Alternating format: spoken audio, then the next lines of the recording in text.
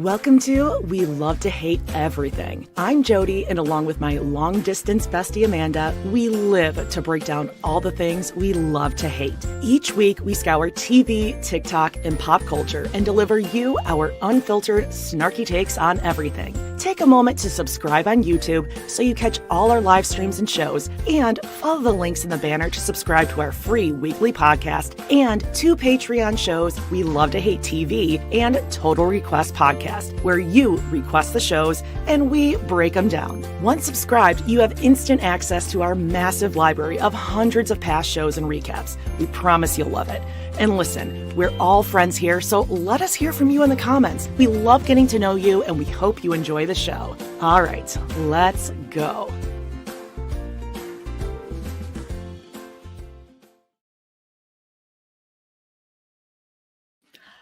Hello, and welcome to We Love to Hate Everything. I'm Jody. I'm Aminata. Happy Friday morning. It feels like we were just here. Oh, we were I know. yesterday. 2 days in a row. Hey, Amanda, sometimes I just wonder, do new listeners or viewers think your name is actually Aminata? Yeah, people, when it first started happening, people would be like, haha, you spelled your name wrong. No, it's in fact Amanda, but when Aurora / Robin / whoever, give them a little quick story. Oh, well, you caught me off the cuff here.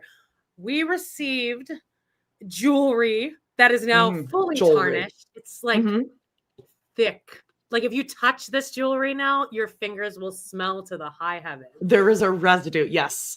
Yeah, there's a residue. I tried to clean them with toothpaste because that's what I heard works, but it didn't.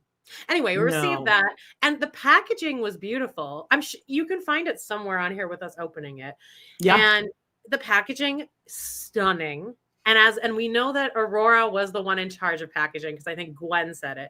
And that we each got packaging and fulfillment, CEO of packaging and fulfillment. Yeah. And we each got like a little envelope saying, like, with a little card in there saying thank you. And then the envelopes had our names on it. And my name was spelled Aminata. Most common girl's name in 1988. Misspelled by her. And we roasted her. We roasted her to shit. It's there framed in my background.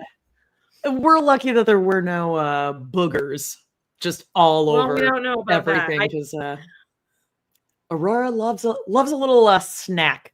I got COVID soon after that. It's probably her. Yeah. It was probably her. But hey, we have a huge Brown Town today. We have clips, we got photos, we have mentions, we have some little Reddit deep dives into YouTube. We got a lot of everything. And of course, we'll be reading from Christine Brown Woolley's #1 New York Times bestseller. We'll be reading from that. So Amanda, let's just take it away. Let's get our housekeeping done and jump in. Okay. There it is. Robin's Kitchen, everybody.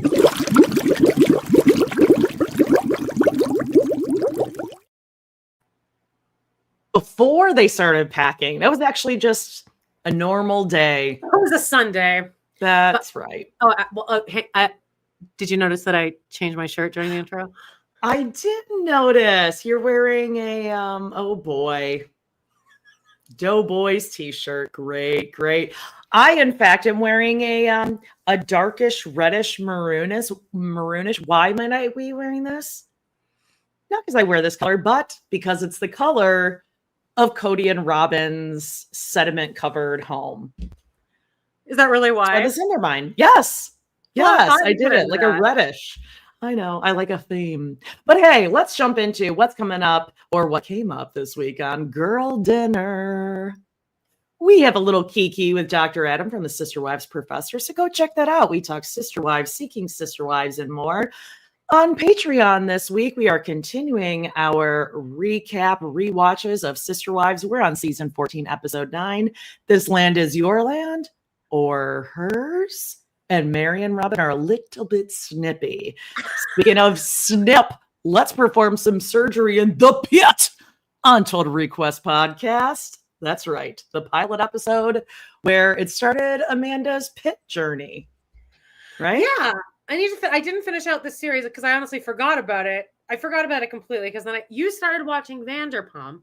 I did. I'm in season But I forgot about the Pitt. I need to get 7. back to gotta get back to the Pitt. And the Dr. Oh. Adam collab, his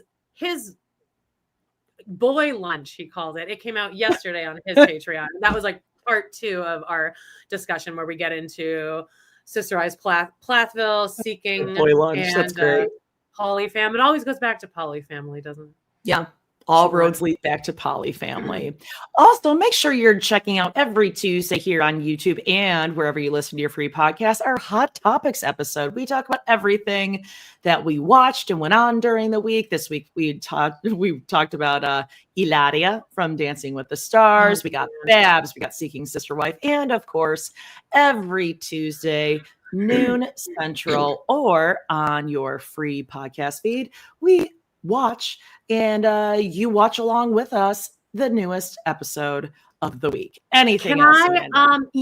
Can I by the way, after this I have a live from my other podcast, Pod in the City, and it's like an hour after this one ends, so you can jump over, join me and Joan. We're going to be talking about the tampon episode of And Just Like That. Yes, that's what I said. It's called No Strings Attached, and Charlotte has a flash period, even though she thinks she's going through menopause, and hilarity ensues. But speaking of flash things, can I do a flash Hot Topics right now? Because I want to do this. Yes.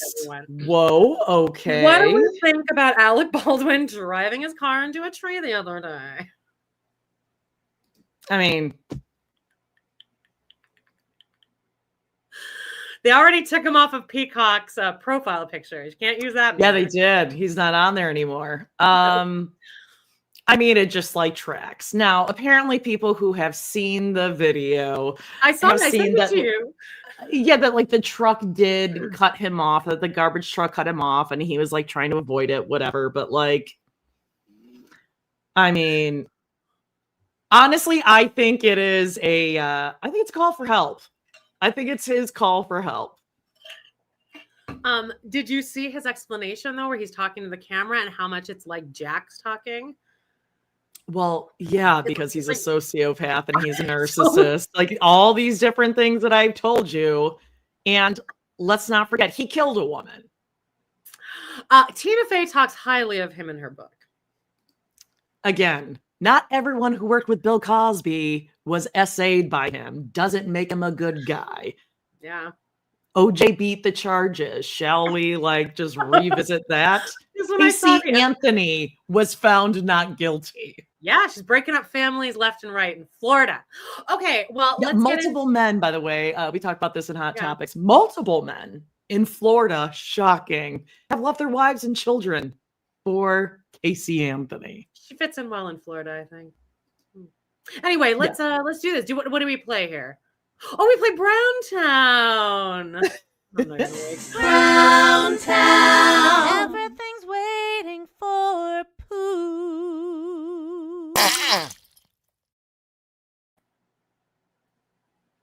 You have such a beautiful voice.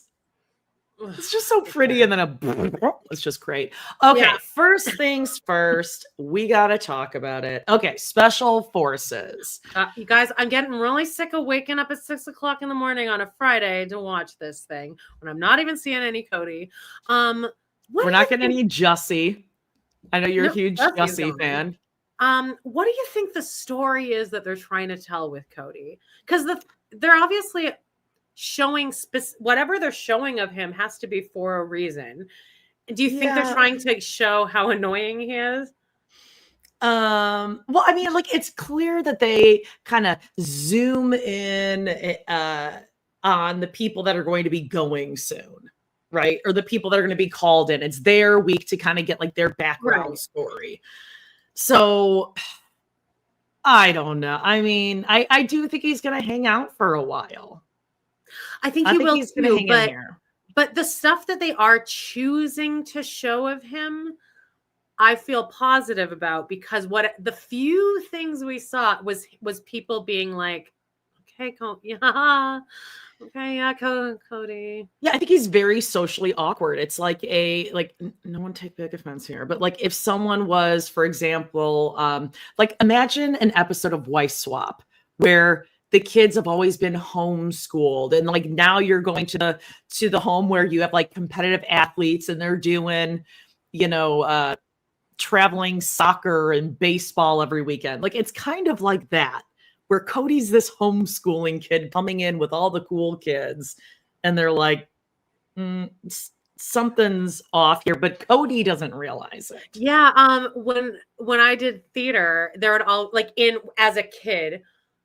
So there's already a group of socially inept kids getting together for theater.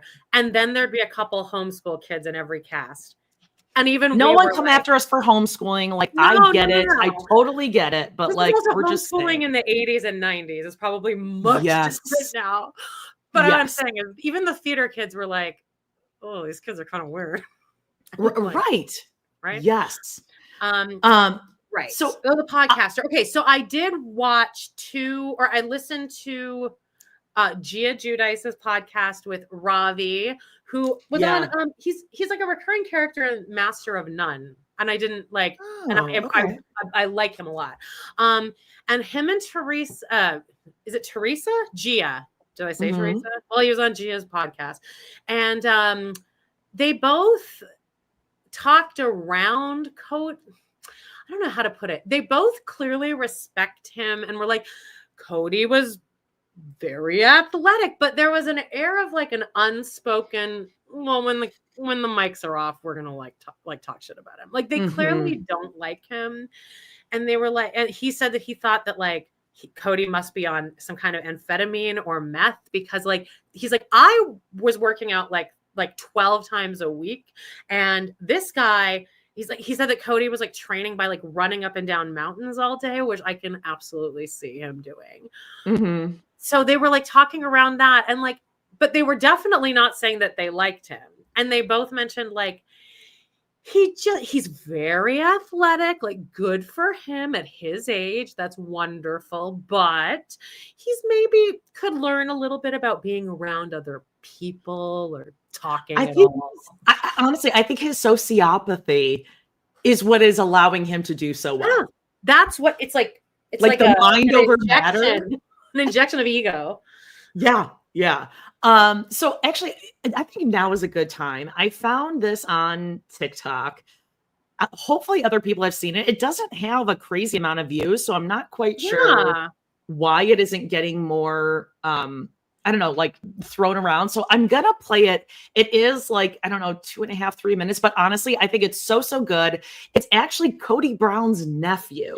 Yeah. And his take is so spot on. He hates Cody. He's been kind of, if anyone actually could tell me now what I should have asked Zuleska this, who his dad is, and if this nephew, he doesn't fuck with the family. I think he has his own podcast, or he at least started some kind of social media where he was talking shit about polygamy, like that kind of thing. And I heard him on an interview with God knows who, maybe Heather McDonald or something. And it was a great interview. And he's like, yeah, I don't talk to my own dad. So Cody's brother. And I'm wondering if his dad is the one who's in the episode for this week of Sister Wives. But I don't think no, that's the youngest. I think his dad might be like the old. Oh, daddy is Scott. Okay. Yeah, that's what I thought. Okay, perfect. But so I'm gonna play this. Oh, sorry. I'm so sorry. We're so hyped up. Just he has like a social media where he does talk about how polygamy is bad. He very much renounces it, but thus his family doesn't really fuck with him, especially his own father. So anyway, that's who this is. Yeah, I just think he's so spot on. He's so articulate about it. And it's just, I don't know. I really like this dude. And I'm sure I'm going to see something and then be like, oh, he's just like the rest of them. Yes, it is Benjamin Brown. So I'm going to go ahead. Like Cody. They all look like handsome women, really. Oh, they all like got the brown gene. That is for sure. Yes, it's a handsome group. Okay. So honestly, just enjoy. I found this. I've watched this probably 10 times. Okay. Cody is in a reality show on Fox called Special Forces. What do you think it is? I imagine Special Forces is probably Navy SEALs, former Navy SEAls training men how to be men or something. Sort of. Okay. You kind of got it. Okay. So Is it taking reality men who are in other reality shows and not men. Not men and women. Men and women. From all reality From universes. all reality Bravo, TLC. Got it. Okay. But also they have like athletes, like football players. Are getting together and they're doing a obstacle course. So they put them through Special Forces training. So it's basically like. Okay. I gotta be real. I don't know how this is going, but I'll bet Cody crushes it. He's kind of crushing it. I'll bet he crushes that shit. No, he's crushing it. He's crushing it. I didn't expect it to. Yeah, listen. All of the things that make everyone not like Cody are the things that let him lock into something like this. Oh, he's loved it. This is why everyone else, his face the whole time is just like. He is in it to win it for his God and his country. Oh wow! The devotion is just admirable. Devotion is deep. Yeah. Yeah, I didn't expect it from him. And I think that's what everyone's been missing about Cody the whole time is everyone's seen Cody as selfish or manipulative, which on some levels he probably is. Right? That's probably a true thing about the way that he interacts in the world. But there's also an aspect of his soul that is deep devotion. Oh yeah, for sure. Like deep devotion to a thing that is like higher than himself. Not socially accepted. And that it's worth going in opposition to society for the thing that is right. Right? That's a deep level of devotion, such a strong belief, which is both admirable and frightening. Because I admire that level of devotion, but I'm concerned and scared of what could be done with that energy if it's not properly fueled. And that's what I imagine a lot of the fallout from his behavior through the years that has been widely documented on national television. I just finished Christine's book like last week and it doesn't do him any favors. Yeah, all of that would make him crush Special Forces. So my Uncle Cody. I mean, exactly. Like he knows this so well. It is all of that stuff that allows him to crush it. I just thought it was so good. I'm forever going to be like following whatever this guy says. Now, the way he's laughing about it, he's so confident. He's like obviously he's going to crush it because he's fucking delusional. God in his country. I think all of us knew he would do well physically because he doesn't like have a job and he is so narcissistic and like obsessed with it. Also, I think Robin's not giving it to him, so he has to like take out his aggression somehow. So I think all he does is gamble and then like work out, run up hills, and then take a bunch of powders and shit. So I think we were all expecting him to like tap out early, like just on an emotional level, but we all were pretty sure he would do well physically. Stop. Yeah. I just thought that guy was so great. I'm like, oh, okay, there are some redeemable characters in the Brown family lineage. If anyone, I think Zuleska set up there that he was on reality. Maybe that's where I heard him. But if anyone remembers what interview he did, maybe in the past couple of years, because I remember I was listening to the whole thing when I was doing Instacart one day, and it was like fascinating. But if you drop it in the comments, because I would I'm sure you would love to listen to them. Speaking of which, the uncle or Michael, the brother that's on this episode of Sister Wives, they released that as a clip yesterday, Jody, so we can kind of talk about it. And I wanted to just address that in that scene, Cody says at one point, I don't want to be sexist or anything. And then he goes on to say something sexist. But then the brother in that scene seems very focused on not letting Cody off the hook. Like, did you feel that the brother was like, I am not co-signing whatever this is that you're saying? Oh, yes. Yeah. He doesn't want to be grouped in with that. And I wonder if his wife, Michael's wife, I don't know if he is married, but it very much smacked of his wife, he's like, oh, I'm going to film with my brother Cody. And his wife was like, you're going to make sure that you don't let him get away with anything. Because Cody said, Christine's kids. And he's like, those are your kids too, though. Right. Yeah. I don't know. I get the vibe that Michael is still maybe like in the manosphere himself. I could be wrong. You think? Okay, well, he's doing a better job of hiding it than like Cody to me. He seems a lot like Cody. I don't know what it is. Oh, this is interesting. LB just said, Jody, I want you to know that Robin described her style as old world because that's the name of the temptation pattern she buys. God, I mean, LB, Jesus, that is so true. The old world. And I know exactly the Temptations lines that you're talking about. In fact, I think I ran across a David Venable from QVC doing a live last night. I sent it to you. Yeah, and I was like, I see that this is paid in. Yes, and he's going to make it into Hot Topics next week, so just wait. Oh, I didn't even know. Wendy Smart said Sarah from Reality Squad did a 2-hour interview, so that must be what I was thinking about. But it was a fascinating interview. Yeah. All right, well, what's next? The other thing. Sorry. Brianna Chicken Fry also had a podcast or video podcast. Is that what this is? Is this a video podcast? Is that what you call these?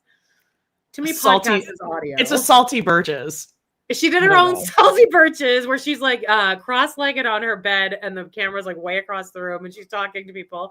And she said that, and I thought this was actually, it's very shady, but it was interesting and very specific. Is she's like, I would have clapped back at him because he comes after like, oh, podcasting, that's it or whatever. Yeah, that's your qualification. Right. That's it. Honestly, it didn't even bother me because podcasting has been taking a beating since its existence. And like for Cody to like come after my job is like nothing. Like you're nothing to me. Yeah. What have you done? Like, okay. You've procreated with women who've raised your children. You are the number one deadbeat dad. Yeah. But she said, I would have clapped back at him. But first of all, I didn't know who he was. And I thought that he was slow, which is also like, but it also goes along with what I think Gia and Ravi were saying is just, he's just doesn't know how to be around people. And I wonder if that came off as charming when he was in his teens and 20s. And that's how he was getting all these women. Cause like, it wasn't as clockable how fucking weird he is. Cause his energy level is off-putting. So I think it takes people back. So you just like let him take the space and take up the energy in the space. And then you just like move on. You're like, okay, I'm just gonna like let them do their thing. And then I'm just, But in this episode of Special Forces, it shows him saying like, good morning, everybody. Day four, right? And it made like the editors made sure to show people's reactions of like didn't the couple look at each other? Like just because Cody has lived in his own bubble of thinking when he does this stuff, he's motivating, he's aspirational, but in the real world, in any other reality that is not his family, that is not his little bubble, he doesn't have that instant respect. He doesn't have that rapport with anyone, but he thinks he does. So it's just think they'll address it on season 21 of Sister Wives that he did Special Forces? Because on Teen Mom, they did let Macy talk about her stint on Naked and Afraid. I could see them saying like he went away or he had to go for work or something like that. God, they're gonna have like a whole thing of like Robin and her kids with lit candles just praying. Oh, do we miss our daddy?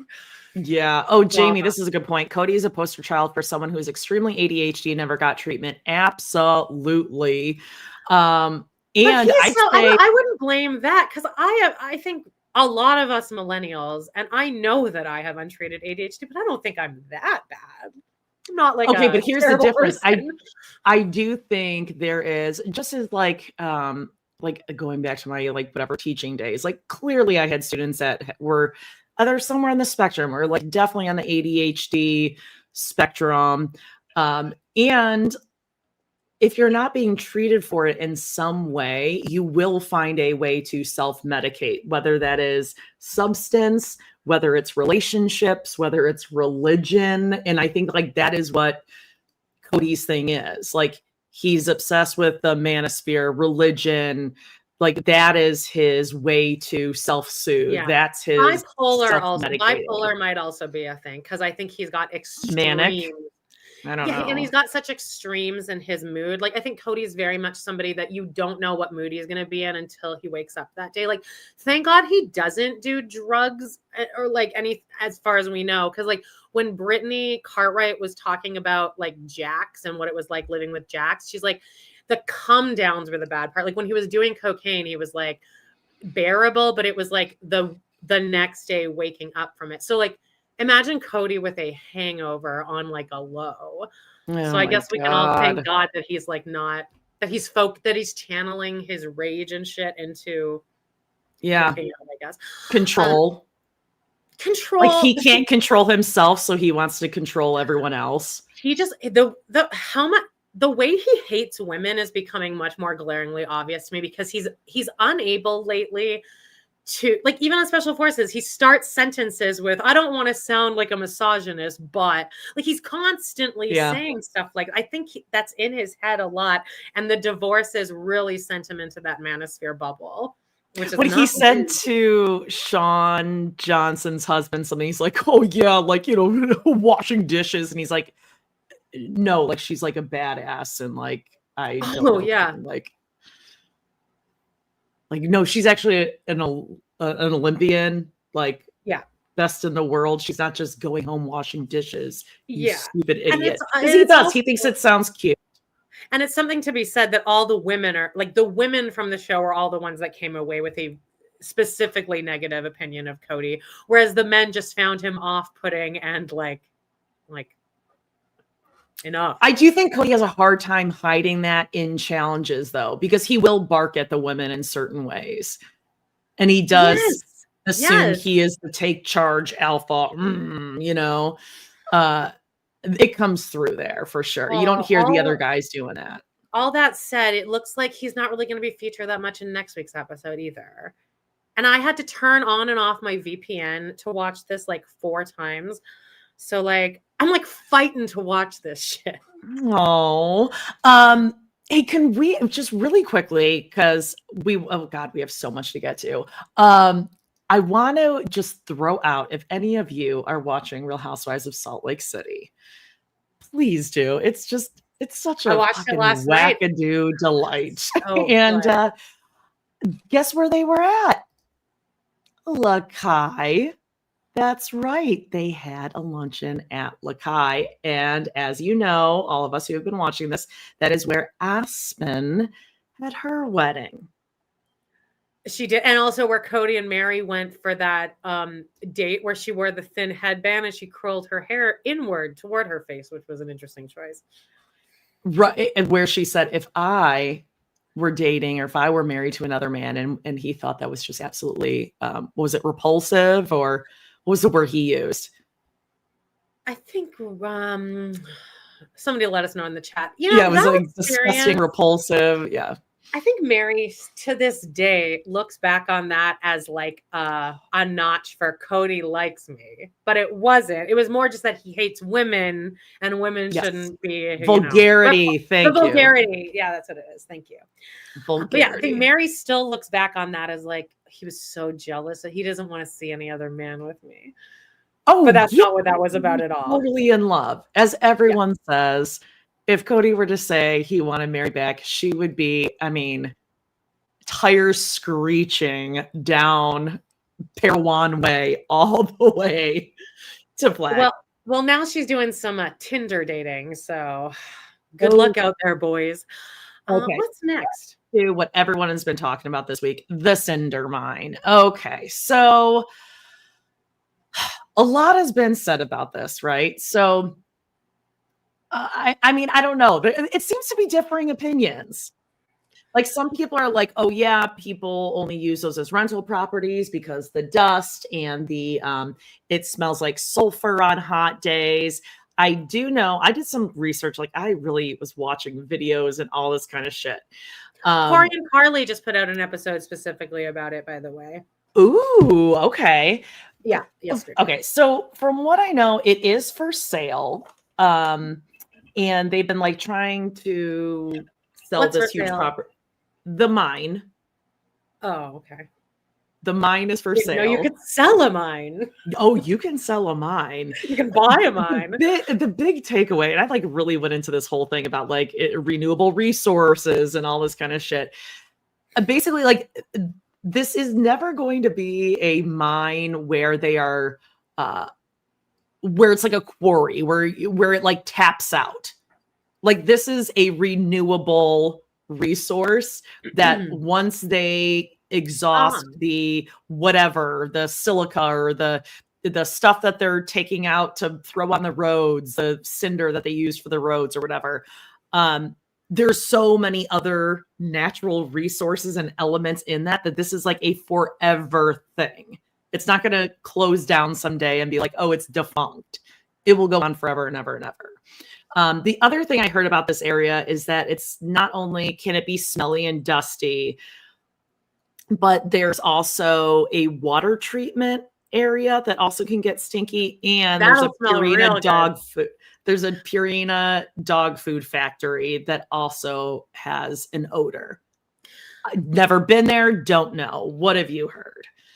Okay, well, a lovely listener named Crystal messaged me, and she said that she grew up in Flagstaff, down the road from Cody and Robin's new McMansion. She says it's very close to the mall and sometimes smells like the Purina dog food factory. Is that what you just said? Yep. Okay. And the mine, she said the mine is not as big of a deal as everyone is making it. But here's the thing: is we're all jumping onto that because of the way Cody and Robin, like the soul, it's not good for your body. Exactly. It's the RSV shit. Right. Yeah. But here's what I was like, yeah, just tell me everything. And she said, Cody and Robin's house is off a main road called Townsend, Winona in North Flagstaff. I lived on the other side from like age 8 to 15. There are a lot of big houses on 1 to 4 acre parcels along there, mostly nice, but occasionally it's just someone's gross old house they've owned for decades and refused to sell. TW, I almost said trigger warning. TW is a very, very busy road with lots of accidents. It's the main road to go to Flagstaff to the Navajo reservation. It's not any closer to NAU than their old house. There may actually be more traffic you'd have to go through now, so it probably takes longer to get to NAU. That's like hilarious. Oh my God. Flagstaff has terrible traffic now, and it wasn't designed to be as big as this becomes, so the infrastructure is still catching up. They're much closer to the mall, Marshall's, Hobby Lobby, and an on-ramp to the freeway to head to Phoenix. So they can get. Oh my God. It's an area that is nice but dated, not a new fancy neighborhood. Like the house I grew up in was very normal, but it's valued at over $1 million now, just because land is very, very expensive in Flagstaff. Cody and Robin would have spent over $1 million no matter what when they bought it, if they wanted any slightly larger house near town. So it's not surprising the house they got is actually kind of weird and dated. If you wanted a truly opulent house in Flag, you'd be in it for more than 2.2 mil. Them moving there for affordability was always a lie. It's never been affordable in Flagstaff, and certainly isn't now. The mine, it's kind of right there, but not visible, and not something they can probably hear or see or be bothered by. It's on the other side of a big hill, and it's visible to the mall area of town. It's always been there. It's rarely really too active unless things have drastically changed. And then she sent a picture of the house she grew up in, which is like a single story, just regular house, but she's like, it's over $1 million now. So that's just indicating like the area and the opulence of everything. Yeah, well, and I would say their houses in Vegas were more opulent than the house that they're living in. Yeah. Yeah, and Cody's his idea of opulence is it's expensive. It absolutely matches up with his David Yurman jewelry, his art. It's expensive. It must be nice. I recorded with Joan yesterday, and I was like, hey, so Cody Brown used the word opulent to describe his house. And he goes, oh, opulent, you own everything. And someone in the comments yesterday wrote, the only people saying the word opulent anymore are people on Drag Race and Cody Brown. Oh, that was like perfect timing. Wendy said the same thing. Yeah. So funny, right? Oh my God, he's such an idiot. So there you go. Everyone's kind of saying the same thing. It's ridiculous. They're going to have a hard as fuck time selling that house because it's in like well-kept condition now. We know that they don't keep it that way. So it is not going to be in this condition when they go to sell. And yeah, we'll see how many years. I mean, they're going to end up moving if Saul or Ari goes away to school. What are they going to do then? Zuleska says Cody's the poster child for the phrase new money. Yes. Yes, but he thinks spend. Yep. Okay, well, actually, hang on really quick. I want to say, I was thinking yesterday about how like this might just be a me thing because I grew up with such frugal parents, but like yesterday when we were talking about the bird baths, and then you said, "Oh, we have a bird bath and it was for less than $30 from Amazon." And in that moment, I was honestly so much more impressed with that than buying a $7,000 bird bath. I was like, I feel like people are more impressed with getting a deal nowadays than for it's like sure gaudy to walk around wearing your like money. It's like off-putting to me. I'm gonna kill yes, I agree. I'm just gonna get this dog out of here. That's why I don't get off on like bags and shoes and that kind of stuff. Speaking of, this is totally off subject, but hey, perfect timing while Amanda pops out for a second. I need to know, what shoes do we wear in the fall, winter? I'm like really having this issue with shoes and jeans. Like, what shoes do you wear with jeans? What jeans are we wearing now? Are we wearing boot cut again? Because I thought like crop jeans or skinny jeans, those are not cool anymore. Like but what shoes do you wear with those? Well, I can only wear slip-ons nowadays because I can't like wedge my foot into a shoe. Booties. You know what I'm saying? Like, what do we wear in winter? My favorite shoe era was 2012 when all the girls were just wearing black stretch pants or skinny jeans. And then we all had several boots that went up to about our knee and we just pulled them on over top. Yeah, but that's out now. I know. Well, I know it's boots, out. Like booties, like Meri booties. I don't know if I can do that. It's ankle boots. And I don't feel like Uggs. Like those, I think, are kind of coming back in with the kids. Okay, we're gonna, you know what? This needs to be like a girl dinner. We need it. Like, what are we wearing? Let's by the way, everyone, speaking of girls dinner on our Facebook group, we love to hate everything. Come join us. One of the pinned posts is to give us girl dinner suggestions. You guys have given us many good ones, but just constantly be giving us suggestions because we're on like episode 70, I think, and we're running out of shit just off of the old night. Okay, I'm gonna get like so sidetracked with this because I already love this. Okay, wear what you like. I love that, Wendy. Yeah. Yes, low boots. See, that's my thing. I think I like kind of like a cropped-ish jean. I think that's like it's comfortable for me. But now boot cuts coming back, so maybe that's good. Okay, that's definitely, we're gonna do a girl dinner. Okay, let's move on to other things.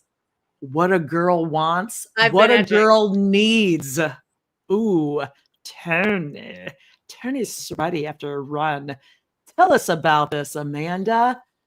Well, he posted two pictures. The fact that it wasn't just the one, that there was, he could have just posted this, and then all of us would have been like, "You went." I'll tell you who he looks like here, and when I say this, you're gonna fall out of your chair. You know who he looks like right there? Jodi Arias's victim in the shower. Travis. Yes, look at his face right there. It looks like he is Travis in the shower, tears in his eyes before he's about to get murdered. But he's not. We're about to get emotionally murdered. Show the next one again. So this is the second one. So clearly there was a situation that happened here where this picture was not good enough. I want to make sure that everyone can see my balls. I don't know if he even knew. Like he probably didn't know. But what is this? This is such a turnoff to men on social media are a turnoff to me. But and it's probably a good thing you can't quite see in this photo, but it is full ball sweat, moose knuckle. And the thing is that the sweat pattern outlines the dick and balls, highlights, if you will. I would say highlights. It's a glow, a sweat glow, as if he just dipped his dick and balls down in water and then sat open legs on the stairs. God, like, what are you doing here, Tony? And then here's like the part that makes it even worse is that, I didn't put it. I must not have put it. Is it this? You had the captions, yeah. McKelty then commented, she's clearly the one who took this picture. At least I hope so. And it's not not like Avalon taking this. But McKelty then wrote, a bunch of like drooling emojis and fire signs. And then she wrote, "Babe, you aren't supposed to post thirst traps. I was going to use this as a cover for my smutty book." And then Tony Chestnut wrote back, "Bro, you said, yeah, babe, those are nice photos. Post them."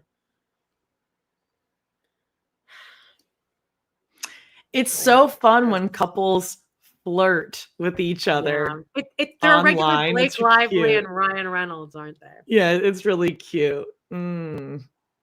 Yeah. These two are so annoying. Like, I wish that they knew how annoying they are, or maybe they do. Maybe they just stay together because they get off of the spite. They exist on spiting everyone around them. I think McKelty's spiting us. Like, she knows everyone thinks Tony's disgusting, and she's like, so that's why she fucks him harder. You know, she's like, yeah, everyone thinks you're disgusting, but guess what? I'm fucking you. We have because she likes being contrary. Yeah, exactly. I was just dropping eggs left and right. So Tony is still on his hashtag running journey. So I found this photo just hilarious because he's doing like a little knee pop. Like he wants to flex that calf muscle to show the definition. And of course, I'm just like so sick over his mile time. Distance 4.27 miles, 10:49 pace. Finally hit the 10 minutes pace for my half marathon. I know it's slow, but we're getting somewhere. Wrong where. He put where, like the location, not we are. Also, does anyone know if that calorie burn calculator is accurate? Because I may or may not get pizza today. I bet he did. Like, Amanda, this is how we have posed for our new cover. Like, this is like, he's really got like a cute little knee pop thing going. Also, Tony is having some trouble. Not, the runs are going really well. Online. Like, stop. Does McKelty like that her husband is like on social media all day long? She likes that he's a hashtag active dad, hashtag chest hub. Question for experienced runners. So basically, everyone, because I'm a newbie, I get this strange bruise by a tight spot on my calf after a run. Normal or strange? He's got all these hashtag run, hashtag whatever. Like so Amanda, I know that you've been to the doctor quite a bit. Jump scare warning, Tony's calf. Oh. Now I don't know if those are just dirt flecks on his body, melasma, freckles. I don't know, but guys, take a nice deep look at that bruise. He's posting this. It's a bruise. Yeah. You hit your foot on. You hit your leg on something. Yeah, exactly. You're fine. Yeah, that's the definition. There's the answer. You're fine. You're fine. Well, if you really want the answer, the conclusion, I'll tell you, the conclusion that he came to, because I follow this journey, this bruise journey, is that he should lower his miles. He's running too many miles per week, so he's going to lower his mileage. Okay. Does this give me you PTSD too from the wound? Yeah. In the words of Jax Taylor, hashtag me too. He said that during a reunion. Hey, McKelty tried on her wedding dress and she was spinning. What was really great was that like she was holding it all together and she's like, hey babe, you look really hot in your wedding dress. And she's like, yeah, like down 100 pounds or something. And she's like holding it up like it's so baggy. But then she lets go and she just starts spinning and it like fits her totally fine. I'm like, yeah, I see you, girl. I would have done the same thing. And let's see. I'm so glad social media didn't exist when I was in my 20s. Like I would have posted shit like that too. And it would have been really annoying. All right. No, I know what you would have posted. Tony's always like, big macho man, let's go lift some weights. I want to build muscle, get the protein. But then as soon as we go to Barnes & Noble, he turns into a basic girl obsessed with the fall. Let's do ice time. With vanilla, 2 cups of chai, 3 cups of vanilla, 1 cup of cold foam, and cinnamon powder on top. Okay. Do you see those kids in the background jumping up on the counter? I see those kids. That redhead was hoisting himself up onto the counter. I saw what's her name? Annabelle Avalon. She was at the end of the way. She was probably fingering all the snacks there. Also, Tony, you want some coffee with that milkshake? 3 pumps chai, 4 pumps sugar-free vanilla, cinnamon cold foam, banana drizzle. Like, okay. You know that like the baristas there are probably like barely baristas too. It's like a Target. They Starbucks. hate him too, by the way. They fucking here comes this fucking guy. Andrea Martin hosted Mad TV in like the 90s, and she did this monologue in there that then I stole and then used it as a monologue. But in it, she's talking about like how her day sucks. And then she's like, then I go to Starbucks, the person in front of me orders a low-fat, venti, vanilla froth, and she's like, gee, that sounds almost as good as a cup of coffee. And that's always what I think there. Yeah. Do they think that is charming to be like, oh my, first of all, I totally believe that Tony does talk about protein all day long. It sounds god awful. And then it's like, am I supposed to find this cute that he's obviously a huge nuisance? He hasn't even made it through like his first container of protein powder, and he's already an expert. Mm-hmm. It's like your ex with that app. Is that what you were about to say? My Fitness Pal app. Yes. Like pimping it out as if he's a sponsor, and it's like talking it's to been his around coworkers. for 15 years. Yeah. The blood pressure machine. The blood pressure machine that hooks up to your phone. Like, oh, you heard of Bluetooth? Have you? Really? God. Herd mentality said running to get his Ozempic prescription. Ding, ding, ding, ding. No, it's Plexus herd mentality. They do Plexus. That's right. You know what we could also do for a girl dinner would be like a cute idea, like a little couples game. Hey, babe. Oh, those are my shoes. My Pokemon cards? They're in the box unopened. You don't even use these. I wear those. They're supposed to be unopened. I wear these actively. You don't wear these. I do wear these. You wear the same 5 pairs of shoes. Listen, These have dust on them. they don't have dust on them. You've They got have dust on fall, them. you've got spring, you have winter. I have winter boots specifically. This is 1 of 5 of these bins. I need them. I wear them. You've got like 30 more boxes downstairs. We'll call it a draw. Keep your shoes, I'll keep my cards. I can't believe you took them off my shelf too. There's 5 They were bins of so them. organized. Organized. What was that? When you played that the first time, you're like, yeah, I don't really know what that was. I don't really know. It's a couples challenge. Isn't that so funny? What was the challenge? It said like your junk versus their junk. Hey, babe, those are my Pokemon cards. I would Might actually be- say you should keep the Pokemon cards. I mean, hey babe, those are my Pokemon cards is like instant vagina dryer. Like you ever want to just snap right out of it, that'll do it. It's annoying that they think that they're funny and entertaining. Like that's what's annoying about them and about Jen and Meri. Well, that brings me to my question about McKelty is now we've talked about like Tony being the stay-at-home dad and McKelty being the breadwinner. How is she bringing in money? Because all we're seeing are these like smut talk book things.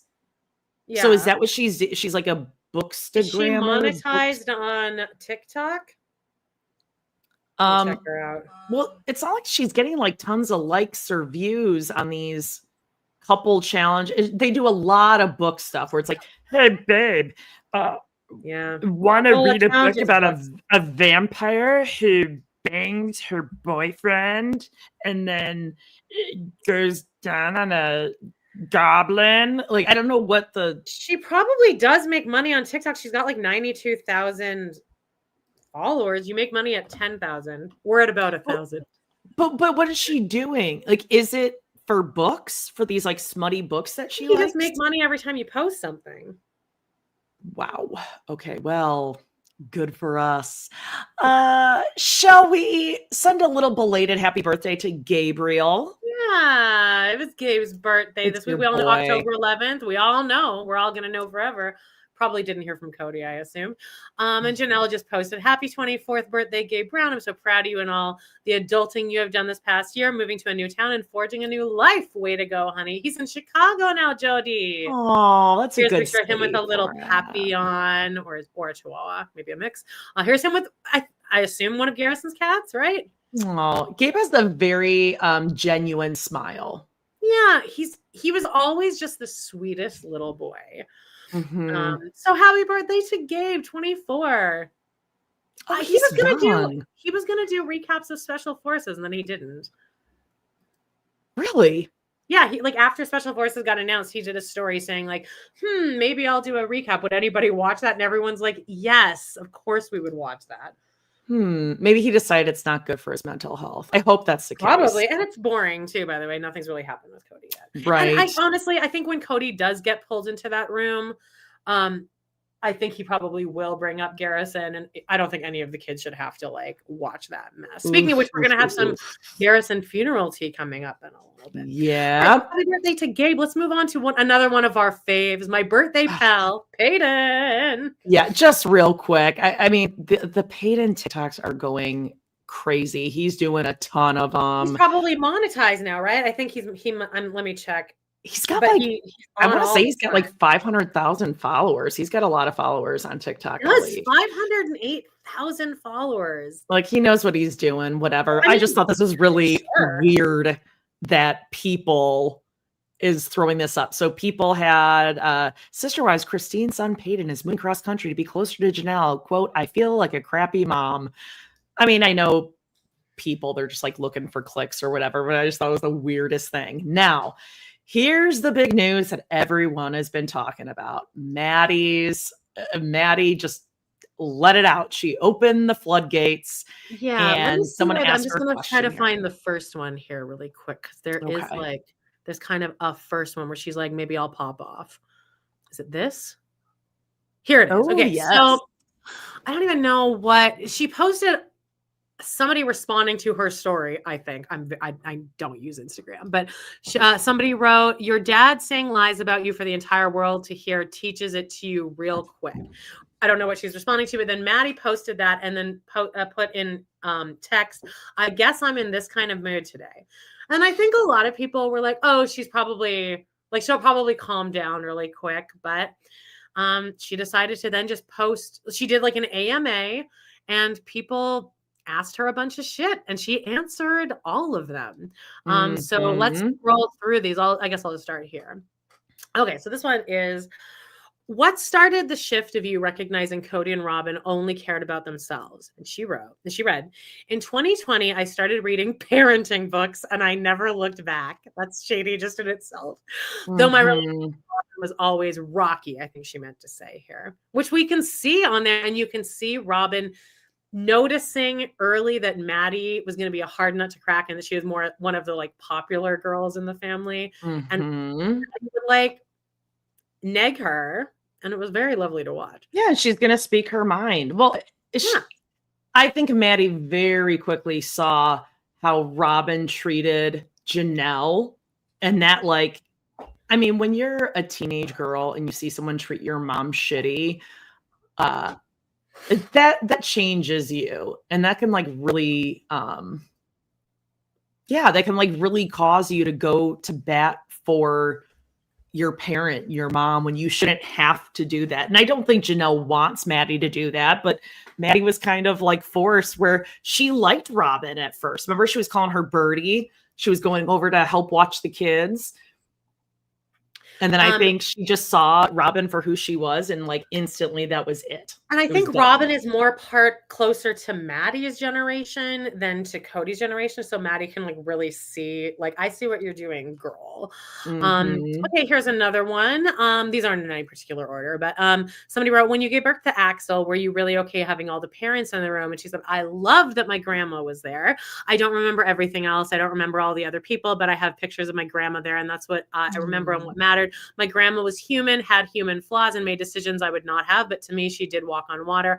Honestly, if she were alive today, she would do the same. I miss her dearly. So that's nice. All right, let's get on. Actually, I'm going to say that one because it was my favorite. Okay. Are you open to reconciling with your dad? No judgment if you're not. She wrote, I'm going to think of this all the time. I'm not sure. I think I would need more than he could give. I'm not sure I want to welcome the storm that is Cody and Robin into my life. From day to day, the life of the Birches family is very quiet and easy, and I like that.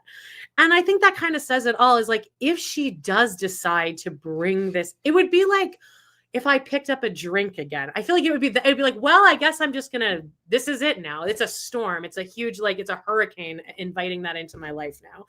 And I just don't think there's any way that, like, if she likes her life nice and chill, I just don't think there's any reason to let them in, because they would come and wreak havoc on everyone. Yes, yes. And when we were doing our watch along yesterday, season 20, episode 2, right? 2? Yes.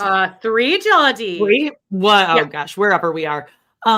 We were saying that Robin and Cody, even when things are going their way, so they got an offer on the house, it's an all cash offer, they instantly go to, oh gosh, so this is just going to be stressful still. It's like, no, this is good news. There's nothing to stress about. Like, they have to shift things to a negative place so that they can become victims and warriors of something, some reason that they can be stressed out, or they just have drama all the time. Have drama. Yeah. Okay. Is Caleb gonna need a kidney transplant? I hope he's doing okay. I'm not laughing at that. I'm laughing at just the picture. Old Man River. He's just Sorry. Not currently. His kidneys functions at 24% currently. When they drop to 20%, we will be looking at a transplant. Jesus, I did not know that it was that bad. I didn't even know he had a problem with his kidney. Also, Isabel's great for Cody to bring up a again. kidney like that. Okay, so we also have how much of the show is accurate? Love following you. It is accurate according to each person's point of view. It does take all the extremes of months and condenses it into 14 hours.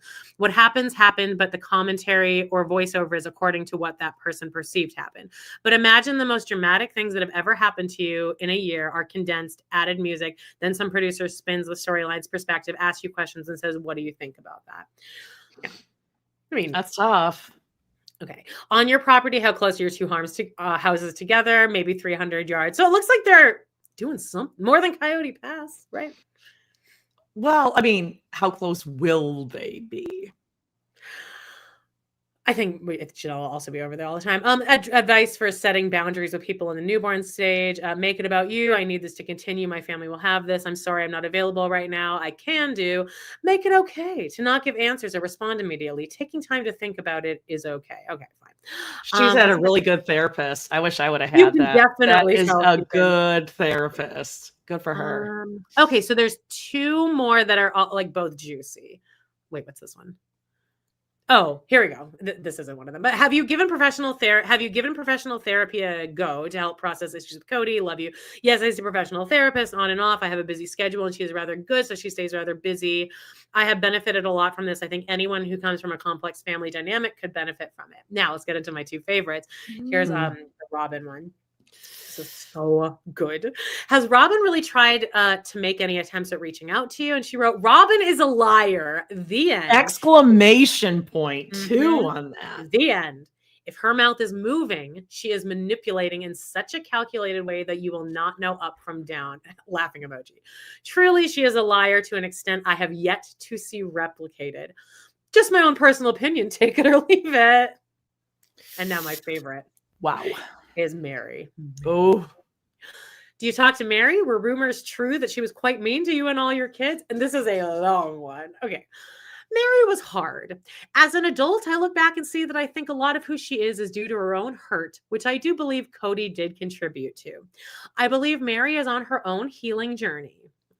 That. Meri thinks she is. She was extremely harsh. She will never be allowed in my children's life, though I forgive her now. She could have just left it with that, but then she decided to do a whole second paragraph. Oh, by the way, there's guacamole and chips behind this picture, behind the text. A lot of people don't worry, I've been looking at that guac. I'm like, oh, me too. They mix some pico in there.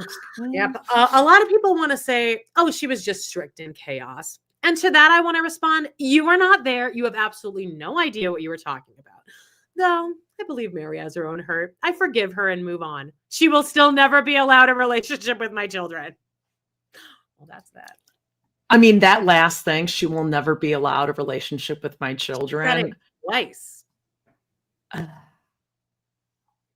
She wanted to reiterate. I mean, we're now seeing why Saul never went with Meri. Remember, she wanted to have like a special little trip. That was a no-go. What happened? I mean, that's more than just like getting physical or being like grabbing or smacking. Although I do see Meri being like a little smacker. That's, to me, that's like she says some things that are deeply fucked up that stay with a lot of emotional abuse for sure. Yes. Because you can see it's spring, especially now that they're in Flagstaff and Meri's getting more and more like upset. Just the little comments she'll make from the sideline are like, did you need to say that? Yeah, they're digs.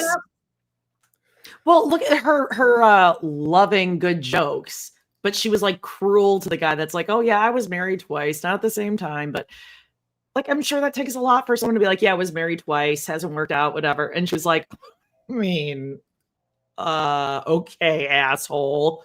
You're the one being the asshole. Like, you were downright mean to these random men for no reason. So I can only imagine how mean you would be to children who you think are purposely hurting you. She was telling this story. I don't know if it was like on an episode or on like a TikTok, but she was telling this passing story about like something. I think Cody was maybe cutting down a tree. And she was like, no, Cody. She's like, oh, I just mentioned, oh, no, Cody, don't. It's going to fall the wrong way. And Cody was like, no, I got this. And I'm like, I bet the tone of whatever was happening there was much different than you just saying, oh, Cody, I think you're cutting it the wrong way. I'm sure she said something super cunty. And then Cody got aggressive and pissy. And it was a huge fight. And so, but in her memory of the retelling of things, she was just easy breezy. She just figured something out. I'm so glad. I hope she does more of these. I mean, one of them has to write a book someday that will include that It'll shit. be the people that we don't want, like Peyton and McKelty. Yeah, Peyton's working on his children's book series. Well, they're already done though, Jody. He just needs a publisher and an illustrator. And he's looking for a good Christian girl in North Carolina. I picked that one up. Yep, he's looking for a good Christian girl. Do we want to move on? God help her. Really, God help her. Oh my gosh. So Janelle has been a busy. Now, look at this smoke show.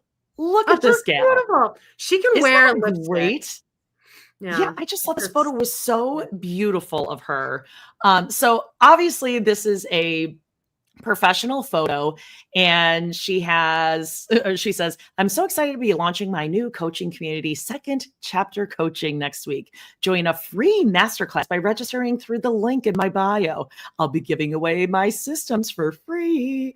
So here she is, yes, looking like a smoke show, right? And then I think Janelle was like, you know what? This is a really great photo of me. This is just spectacular. I can do that. I can take a picture of myself just like that. Yeah. And then there's like she looks great, but a little disconnect. Okay, Janelle. Okay. Yeah. I just love her little gummy smile, that inflamed gum between her front teeth. God love her. Oh no. Yeah, you're right. Yeah, but she's also been busy. You caught this one in a classic Janelle fashion. Yeah, there's also a couple other ones that I couldn't fit. There were too many pictures, but her picking some persimmons and some little mini raspberries from the land. Persimmon, who knew? You know who likes persimmons? Howie the crab. Daphne. No, Howie the crab was always fed persimmons. Howie died, right? Yeah. But there's like another one now that I don't follow. I don't follow this new crap. She's back to torturing food again. Headed back to North Carolina today. I'm excited to be home. Trip ended up being longer than I planned. I think the way to avoid flight delays is to pack some essentials to cover you in case you have to stay the night. Oh, what are these? Are these the essentials in the background, Amanda? I don't know. Oh. And that doesn't really avoid a flight delay. Right. Also, what are we looking at? Carpet? I don't know. And did you have to stay the night? Tell us. Yeah. Tell us what happened. she's tired. And you know why she's probably tired? She's been writing emails and she's been doing master classes. So this is Janelle's post about her master class. Classic Janelle fashion. She is blacked out the link or something. It's like a picture of an email, but she's got the little reminder thing on top of part of the email. Reminder emails are going out. It's happening. Tomorrow's the official launch of second chapter coaching. You can still register for one of my free master classes. Okay, link in bio, all this stuff, right? So we've talked about our thoughts of Janelle launching this coaching practice, whatever the hell it's supposed to be. And I found someone who attended the masterclass. So let's see how it went. Someone else attend Janelle Brown's masterclass for her new second chapter coaching business. I did. And I wasn't impressed. And I hate to say that because I like Janelle. Obviously, I don't know her as a person, but from what I've seen on the show and even in the class, I like her. But it was so poorly put together. It's like the worst life coaching where it's just like these phrases that are supposed to help you get through life. Maybe life coaching works. For me, it just sounds like blah, blah, blah, blah, blah. Okay, whatever. And also, it just was so unorganized. There were like 475 people in the Zoom call. Nobody was there muting the people. So it was like flipping back and forth between her and the people that kept talking. And it's like, obviously, you should know that when you're in this kind of meeting that you mute your own microphone. It was a cluster. And based off of my experience, I would not book Janelle Brown to be my life coach. Would you? What do you think? I wasn't impressed. And I hate to say that, but I was. Did anyone? It sounds pretty overstimulating from what she said. Yeah. Now, this is kind of true. The woman attended just so she could hate on Janelle. Like, that is true. But like, I mean, it tracks. Janelle doesn't know that people are supposed to mute their mics. She doesn't know to do that, to be like, she probably didn't have it set to be like one administrator. Anyone's popping in, popping out. There's this awards show, like the Tony Awards, but it's like the Calgary Theater Awards. It's called the Cat Awards. My dad, this was like a few weeks ago, and my dad sent me a link, and I just happened to not be doing anything. And he's like, "Hey, here's a Zoom link to watch the awards." And I'm like, "Yeah, sure, this will be hilarious." And I did see a lot of shows it's like the Community Theater Awards. So anyway, I'm on this Zoom. I have to like download Zoom. I'm watching this thing. And it's like exactly what you think it's going to be. It's people like crying and being like, when I was a young gay boy in the city of Saskatoon, Saskatchewan, I never dreamed that I would, that kind of stuff. So about 25 minutes in, I leave. And my dad texts me, it just announced to everyone on Zoom, Amanda Kaczynski has left the room. It's like, I'm like, has that been saying it? And he's like, no one else is leaving. Everyone else stayed. Oops. I'm like, I'm not coming back. And people know my name because of my dad, because he plays the piano for everyone. So as soon as like this poor sap goes up there, you're like, see ya.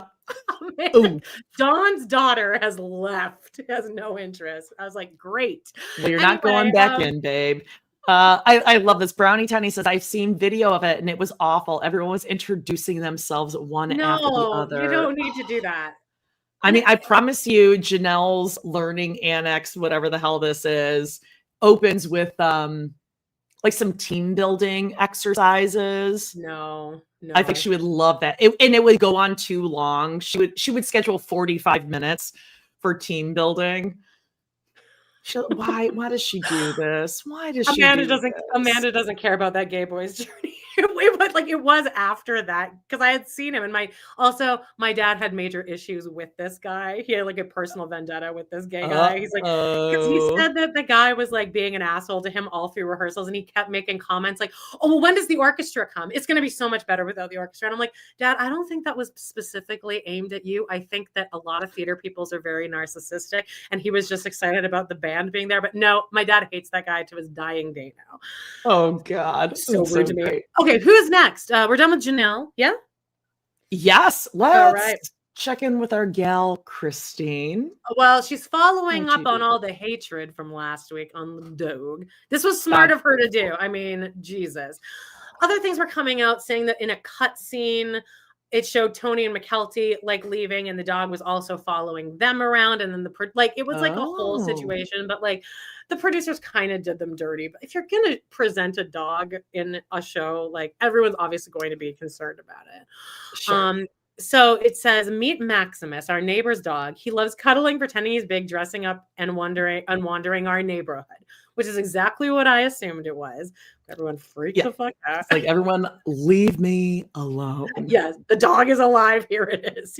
She should have had him she should have had the dog standing next to like a newspaper with today's date on it. Right. Christine also posted, and gotta be proud of her. She's still in this week's New York Times bestsellers. Number 2. That's right. Good for her. I mean, as long as it's not absolutely Robin, good for her. I'm all about it. And not only that, I've been excited all week to read this book because like we're only reading 2 chapters at a time, and I'm like all week I'm like I can't wait to like see what happens because we're getting into the good shit now. Hey, we have a few hundred of you here. Please just hit that little thumbs up on the video you're watching. Doesn't do a thing for you, but it just helps us out. And Christine was not only on the New York Times bestseller list this week, it's a big week for her because David and I just finished assembling the Home Alone house so I can haunt it. Because it's a perfect Halloween decoration. I mean, come on. So we have these little guys from Dungeons and Dragons and the little skeletons. We're just gonna put everywhere. Oh yeah. Oh, just make it here. Oh, how about, oh yeah, here. okay, I'm not going to continue playing that because that is another minute and a half of that. Like, Christine, come on.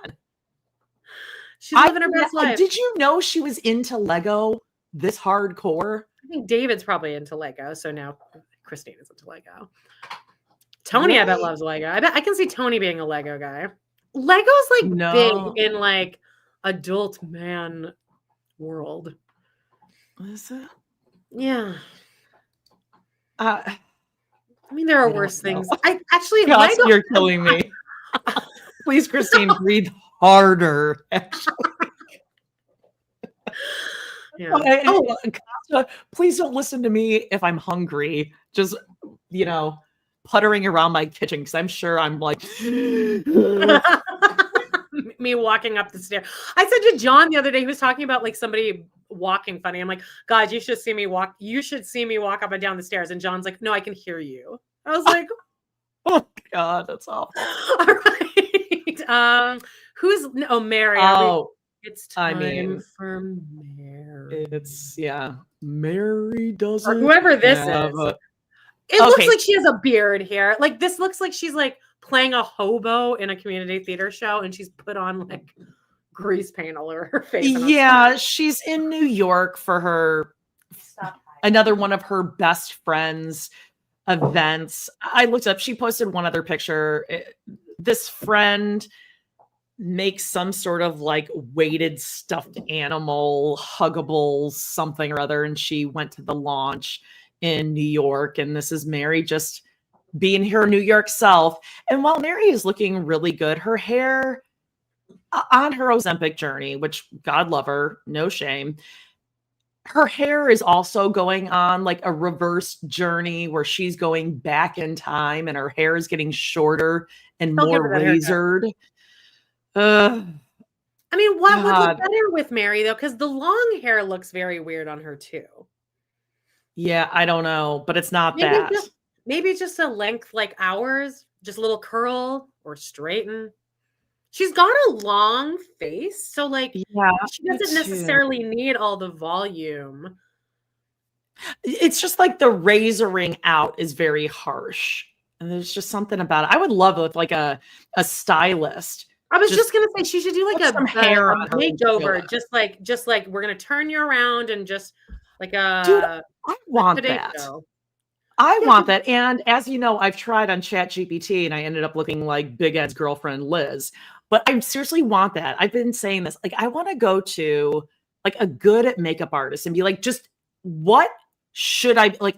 How should I be doing my makeup? What looks best on me? What color? What hair? What style? Just like do me all over. Well, I'll tell you what Where hair do you you go should for get. that? The hair you should get is the hair that your hair looks like on StreamYard. Now, I said this to Jody yesterday before we recorded, but it looks strawberry blonde here. And all the comments are always talking about what a smoke show you are. But then you're like, oh, so off not camera. true. Yours are always like, comments are always like, Amanda, oh my God, I want to. That's just because I lost a lot of weight and I stopped drinking. Shut up. I don't look like I'm dying anymore. But okay, we're not doing you this. Could, we're not doing doing dye this. your hair strawberry, just a little strawberry. It does look good and it's like nice for a little change and it's not like too severe. Okay, we'll see. You know? We'll see. I'm going to work on that, and I'm going to work on shoes, outfit. I just need like a whole makeover. Okay, so Meri, besides her taking her big trip to New York, Meri's been busy with. Well, I mean, I don't know what this is exactly. Is it Salty Birches? Is it Meri? Is it all under the umbrella of Salty Birches? Is Salty Birches related to Worthy Up? Is Worthy Up still available? I don't know, but you know what, Meri, I'm gonna check the Facebook group right now. She's very she reflects well on herself. She knows herself after this healing journey that she's been going through. Meri's able to worthy up, see her own faults, right? And move forward with them. Tell me what you think about this. My toxic trait is. What is my toxic trait? Do I have a toxic trait? We all have a toxic trait. Does that mean like something that's bad about me? Not necessarily bad, but maybe a little unhinged. What is wrong with me? Nothing is wrong with me. We all have something. Okay. It's all about awareness, Meri. You know, I know. I'm like, what is... Okay, hold on. Probably that I want everything lined out exactly before I move forward with stuff. Like I have a really hard time like not being like completely organized and have everything mapped out. That's fair. Okay, what would Jen say your toxic trait is? Jen would say that my toxic trait is that I'm too forgiving. My toxic trait is Meri. I haven't seen Can't think of a toxic trait. I could think of 20 off the top of my head for myself and for Meri. Okay, first of all, there's so many things wrong with this. Okay, let's go back to that thing you were talking about, worthy up, right? Yeah. But she doesn't know. She's never heard of something called a toxic trait. She's like, what is that? All of Meri's got inability to leave Cody. Like toxic. Yeah. Meri is a toxic trait. God, the chat is blowing up. Yeah. Is that not outrageous that, first of all, again, a self-help influencer or whatever it is that she's doing, worthying up, and she's never heard of a toxic trait. And then to be like, I can't think of any toxic traits I have. And then she does that thing where you at a job interview where, well, my worst I work too quality, hard. Yeah, my worst quality is a positive quality. What? Okay, so what would Meri's most toxic trait be? I would say immaturity and her curtness and her inability to filter her emotions, an inability to self-regulate. Admit fault. Admit fault's a good one.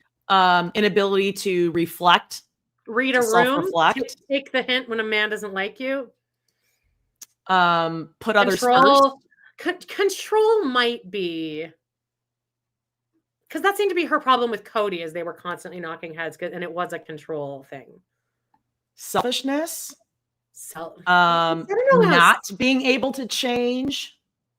That's a good one. Inability to change. Or yeah, but she's like, her razored hair is like to organize and do too much for people, you know. But I think what she was saying by bringing up the organizing thing, I think she's finding a way to say, "Oh, I'm a bitch to live. I'm a bitch." Control. I think that's a way of her saying control, but she won't admit that. I think she's just being like, I'm just like type A. You know, I like to organize things. And Correct. Yeah, she's the type of person. It's a cute little quirk. I just like everything so organized. Yeah, it's a quirk. She always says, that's just how I am. I just say it like it is. I thought that was so outrageous and Passive so aggressiveness. Our chat has never been this lit than when we put out the question, what's Meri's toxic trait? The fact that everyone walks on glass around her. No one wants to leave toxic men. Yes. She's mean, Debbie says. Debbie, hello. Yes, or like I can come off cold to people who don't know me, but it's just really it's my way to protect myself, but I realize I can be cold. Or my delivery can be very direct. And insensitive. Insensitive is your delivery. It's not telling it like it is. You're being insensitive to other people's feelings. Yes, or not being able to articulate myself as quickly as I want to. You know, like when Leon came out. There's been a couple circumstances where Meri just freezes and does nothing and comes across like an asshole. Here's another one: inability to make a decision. Like if I want the trees or not, or what room is mom going to live in or what is salty Birches? What is I'd love to know up? That. Costa says zero self-awareness. Danielle says Meri is Meri's most toxic trait. Bringing in energy into the room. I mean, diction. Yeah. Pronunciation of words. Wow. Saying mom instead of my mom. The list goes on, but Meri just can't think of it. Just can't think of anything. That's wild. What she said that Jen would say was correct. What did Jen say? Why doesn't she just like she and Jen should just like get married, hook up, and just it's the end, you know? Yeah, but then they wouldn't get the validation of men that they so desire. Yes. Hey, speaking of Jen, let's see what she's up to. That's their problem. Maybe you send them passive aggressive texts starting at the minute of noon when they're supposed to be there. Like, were your brake lines cut? Did you run out of gas? Is your battery dead?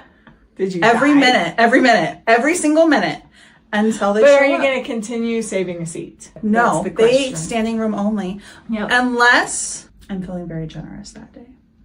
And sometimes there's reasons. Yeah. But if it's a continual thing, it's a pattern. Yeah. Then Like if it's a one or rude. two thing, you know, but if it's continual, it's a pattern. And, you know, either break that pattern or break up the friendship. I was going to say stand in the Oh, back. But yeah. if you feel like you need to break up the friendship because of it. Yeah. We don't do tardy parties here.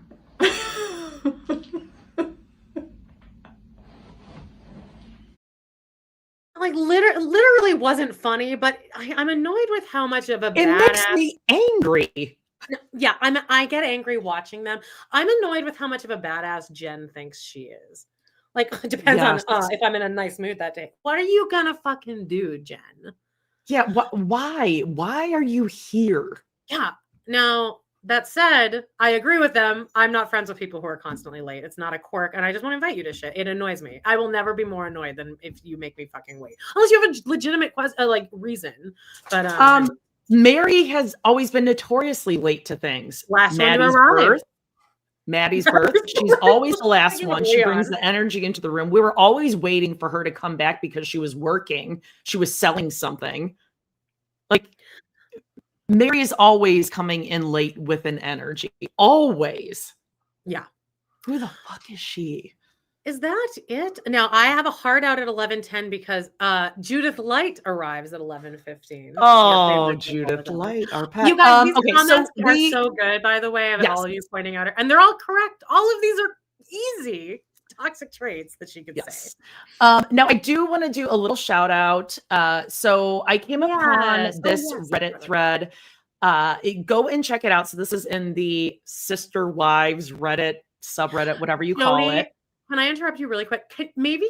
I think you should maybe leave and come back because you are starting to get a little more crackly. Unless, are you guys hearing it in the chat? It might just be my audio though. But I feel like you're crackling. Oh my gosh, let me know if it's not like unlistenable, but maybe leave and come back. But I can like. Okay, take over. Okay, so on Reddit.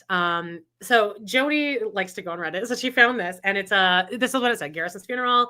I just finished season 19 of Sister Wives and have heard a bunch of drama that happened at his funeral, but it seems like none of the drama was in the episode. Rightfully so. That would have been super unethical. But what did happen? Something with Robin. I've done some digging and haven't gotten a clear story. So what? Oh, I forgot that I'm big now. Jody then went down a rabbit hole, and we found Senior Perspective, who we've emailed back and forth with her before.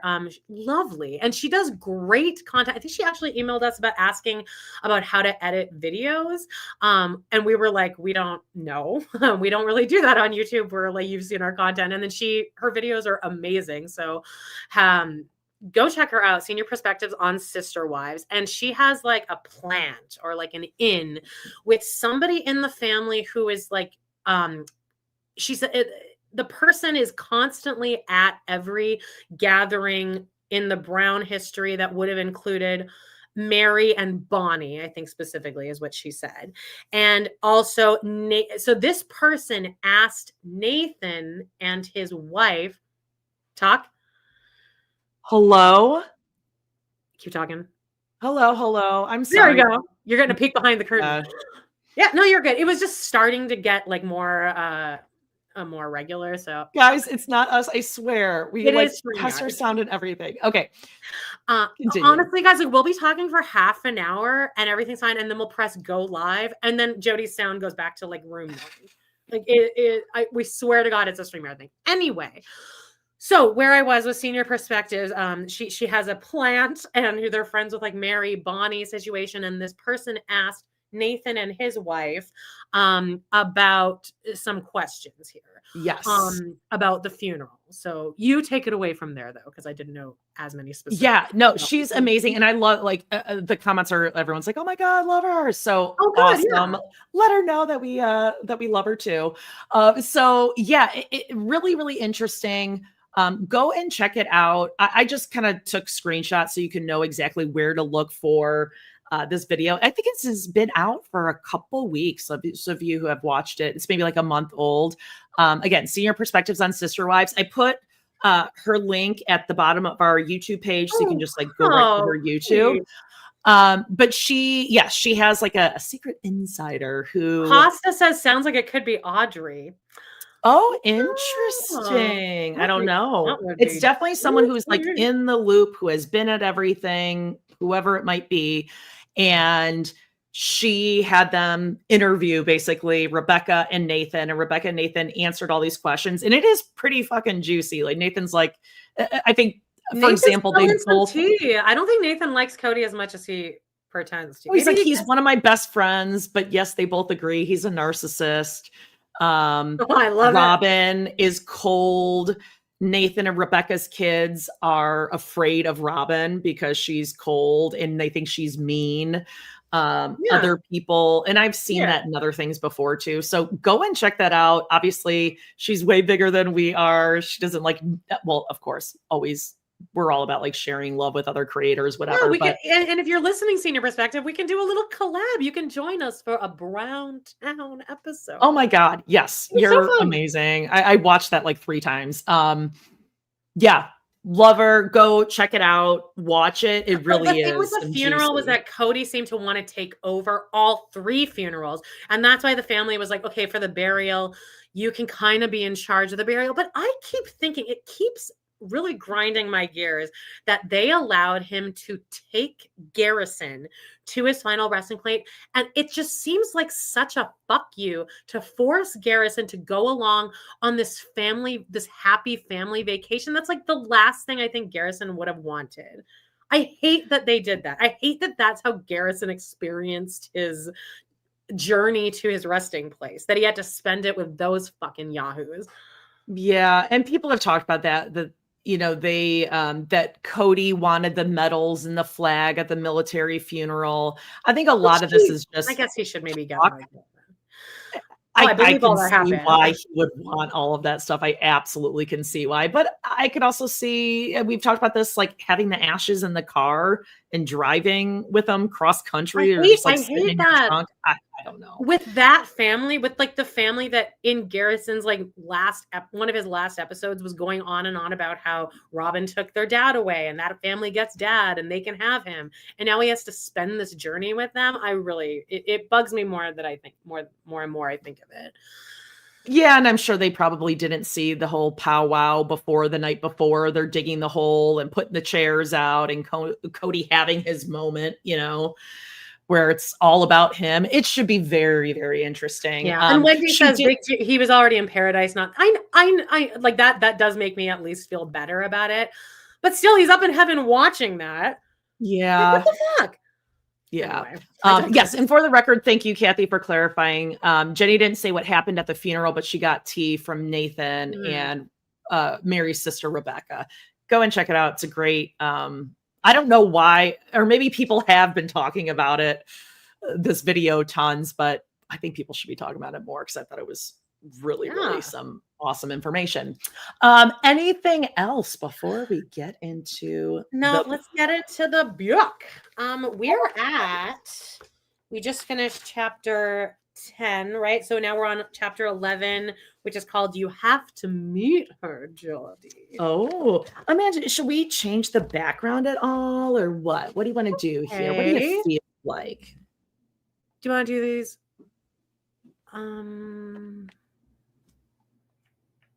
This? How about autumnal? Do you know that this is a picture that I stole from Nick Kachanoff's Facebook, and this is his picture?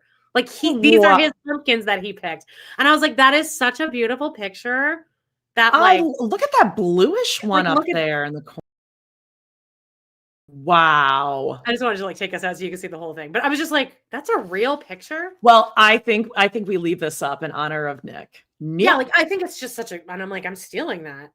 By the way, Nick is recording with me and Joan tomorrow an episode of All Stars 2, my favorite episode of Drag Race ever. It's called Herstory of the World, and Nick's gonna come on. We're doing a little throwback to Squirrel Friends. By the way, the domain for Squirrel Friends just expired, and we're both like, should we renew it? Do I want that out there anymore? I was awful. All right. Do you want to? I'll start. You start. All right. Yep. You go for it. I'll watch our comments here and let's take it away. Okay. We're at chapter 11. You have to meet her. Page 80. I bet the her you're referring to is Robin. Oh, right? God. Here comes Robin. Beast. Robbie Brow. Meri and Janelle were always more open to another wife. Maybe they were hoping for a sister wife who was more of a soulmate, like my grandpa's wives. I feel like our situation was tenuous, that we all worked hard to maintain our balance, and that adding another person could tip us. Could tip us, not a bad thing. Things were always tight financially, even with the canning, extra jobs, and bulk shopping. But there were sentimental reasons, too. We'd made it through 16 years together, years in which, for all our squabbles, we had grown from young women into young mothers. We each had been among the first face of every child in our family had seen. We'd offered each other wisdom in childcare. We knew families, backgrounds, habits, and needs. I thought it was special. What would it be like to bring someone in who hadn't experienced it all with us? Someone who hadn't been in those early family scrapbooks. Okay, this is me talking now, but do you think in polygamy, in the laws of polygamy, where maybe the handful of good men that are teaching this, it's really like the Winders or something? Okay. Do you think there would be some kind of stipulation in there, okay, well, you do it all at the same time. And okay. And when the man is now in his 60s or 70s, he's not allowed to go marry someone in their 20s because these other wives are old and decrepit. Don't you think that would be a rule? No, because they want to procreate and they want to build the church and have their planets and they have to constantly add, I think. I guess that's true. It's a little fucked up to me. Okay. Meri and Janelle were open to a fourth. Now that I no longer filled the role of mediator between Meri and Janelle after my falling out with Meri, perhaps they wanted someone who could bring back some equilibrium. Or perhaps, like me, they felt lonely in that house. After a wedding or a morning at church, the conversation felt inevitable. What do you think about her? How about her? I think we're fine, I'd say. I think our family is just fine. In December 2009, weirdly how this timed out, after we were in talks for a reality show with TLC, Cody and Meri went on a date to a church event. Sounds like a banger. After meeting Robin there, except now I thought they met because she walked past him and they had that electricity. I thought they also met because of Reba. Yeah. No, that was the second meeting. Well, probably none of these things. Weird. These timelines are just so confusing. Maybe Robin heard, because everyone in their church and community knew that they were getting shopped for TLC, and maybe that's how Robin got in. Oh, no, she was a single mom working 2 jobs. She didn't have time to hear all these rumors. She was dating, practically engaged 5 times. So many men. After meeting Robin there and talking with her, Meri was ready for Robin to join the family. You have to meet her, she said on repeat, all the while talking Robin up to Cody. This is fascinating to me. Cody initially said he had some concerns. Robin, who was 30 to Cody's 40, had been married before and had 3 children when she met Cody. Dayton, 9, Aurora, 7, and Brianna, 5. She had grown up in a polygamous family, even though she really didn't. Barely. Her mom was the side piece. But her marriage had been monogamous, right, for like 9 years. The divorce had been acrimonious and recent. It had been finalized that year after Robin decided to take on her own debts and then act like she's the saint for it. Right. But pretty quickly, Cody started talking about how he wanted her to join the family. I hadn't met her yet. I felt left out. FOMO, because I hadn't been included. Once again, he needed Sister Wives' approval before making any decisions about bringing someone into the family. He started talking about his testimony, essentially a revelation that Robin was supposed to join us. Testimony this, pal. I need to meet this person. Meri was full in too. Janelle was reserved. I was panicking. So, Christine, you're pregnant. You want to mention that too? You're fucking pregnant? Yeah. In like a geriatric pregnancy, like that also might be maybe not a great time to bring in a new person. Cody was my best friend. He parented my children with me, checked in with me during the day, and was the person I debriefed my life to. All of us felt that way. But because I hadn't met Robin or been included in this decision, I felt like I was losing him. Weird. Because you were. After the church event, I met her. One day, Cody invited Robin and her kids to our big Lehigh house. This must be when Reba took her. Remember, they went to the Browns. She's like, we're going to the Browns. The big Lehigh house. Areola want to weigh in on how big that house is. Right. Jesus. So Meri, Janelle, and I spent the day making sure our kids were spit shined and dressed to the nines. I knew she was special to Cody and might join our family. I got to see how she was with her kids and see how she fit with Cody. She was sweet to me, like she understood what it would be like to watch her husband fall in love. And she also understood that she was falling in love with Cody and that we had helped create this man. Cody had told Robin about the show, that TLC would undoubtedly want to film their courtship and that her life would be on full display. She didn't run. Every weekend he drove down to see her. That meant he didn't spend any time with her family. That hurt. On an intellectual level, I knew he needed to get to know her, but I felt like our family needed him too. Also, I was 6 months pregnant. And working. Yep. You're gone. You have 13 children, I believe, at this point. So yeah, you had every right to feel that way. Puff gas. Okay. All right. Will you take over the comments? So we are at page 82. Then Cody and I drove down to St. George where Robin lived together. On the way home, I received the strongest testimony I've ever had that Robin should join our family. Oh my gosh, I thought. Robin needs to be a part of our family, and I fully believe that she would be a perfect fit with her kids and how compassionate she is and how open she has been with her whole story. A testimony in our faith is a belief stronger than you can comprehend. It just hits you in the gut. It's like this burning feeling inside that's an absolute confirmation, a tingly feeling everywhere. Sounds like, I don't know, maybe she had like an orgasm or something. Like, is that? This is very weird. This also just seems to me like your subconscious, your inner voice.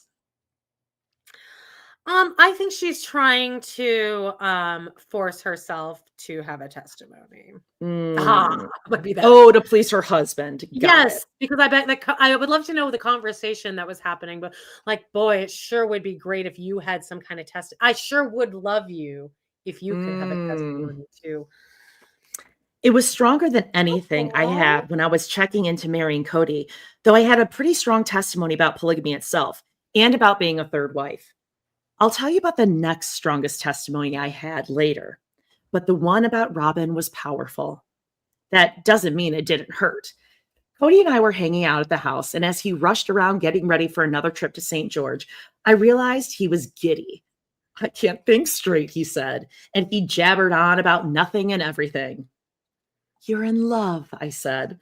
He paused, did the Cody head cock.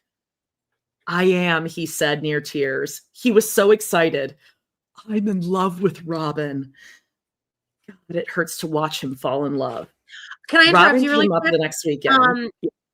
I think it was the Raccoon podcast. Is it Reality Trash? Yeah, the Raccoons. They were talking about this circumstance that they talk about on the show where Cody's crying and she's like, "Oh, you're lovesick," and they made a really good point that probably what was happening in that moment was Cody was realizing like, "Oh, this is a different kind of love than I felt before," and if I continue with this will blow up the whole family. Like that's I think it was a lot piling on him of like, oh man, this is gonna be like a thing. Like, because you've never had really? I don't think it ever occurred to him. I think he was so happy and in love, and he was like, and "This is no fucking amazing." That this might reality TV cringe. Yes, thank you. I think that you don't think he had that. Well, I guess he doesn't have any self-awareness, but like, no. That, oh God, I don't actually love these other women. Like, this is my reality is warped now, you know, that kind of thing. Oh, I do think that he realized like, oh, like I love her way more than I've ever loved the other ones. Where'd Like, the crying come from then? But I don't think he thought how it would affect anyone else in the family. I think he was just like, oh, this is going to be amazing. I'm going to marry her. She's going to be in the family. We'll have babies and everyone's going to be fine with it. Okay. All right. Okay. So, oh my goodness. Oh, okay. Robin came out. Robin came up the next weekend and we had a family gathering at Janelle's place in our Lehigh house where we usually went for larger gatherings. That's shown in the first season. Oh, that's right. Long hair. And her she gives long her that ass like hair necklace or something. Yeah. Yep. Let's see. I'd taken food over. I was pregnant with Truly and emotional with the pregnancy. Yeah. I felt overcome by all of it. I just can't do this, I thought. And I went to my room and started to cry. As I sat sobbing, Cody came in and sat on the edge of the bed. What's wrong? He asked. This sucks, I said. It's so hard watching you fall in love again. He held me as I cried. It's heartbreaking, I told him. I feel my heart being broken. He was so sweet and kind. I appreciate you being open with me and talking with me about it, he told me. I'm sorry, I know it's hard. Hey, I'm not hearing I love you. I still love you, Christine. You're beautiful. You're my best friend. I'm not hearing any of that. I'm just hearing a they're there type thing. Yeah. And I doubt that he even said any of this. Like this just doesn't sound like Cody. I can see him just hugging her, looking like this, like you're like, oh, I know it's hard. Yeah, sure. It's hard. I know it's hard. Yeah. Mm-hmm. I'm sure he just wanted to feel excited and to spend time with Robin, but he took the time to make sure I was okay. Slow clap for him making sure she's okay while he's about to fuck another wife. I did say fall in love again. I thought that he was in love with me too. I tried to be upbeat, to make the best of it. Everything would be fine. I think we all hoped that, as had happened when I first joined the family, Robin would help even things out. I hoped we would become best friends. I desperately needed a best friend. I think we all fell in love with her at first. Her kids were similar ages to ours, and they were kind, so I figured their mother must be as well. Ooh, that was so shady. Because she had been raised in polygamy, she knew how to treat us and what to ask. She understood that she needed the sister wife's approval to be part of the family, and she worked hard to get it. Right. She understands all that because handsome Alice taught her this. This is a generational thing of this is what you do to manipulate the kids, the family. Find the weakest member of the herd, McKelty, and make, like, this was all like taught to Robin.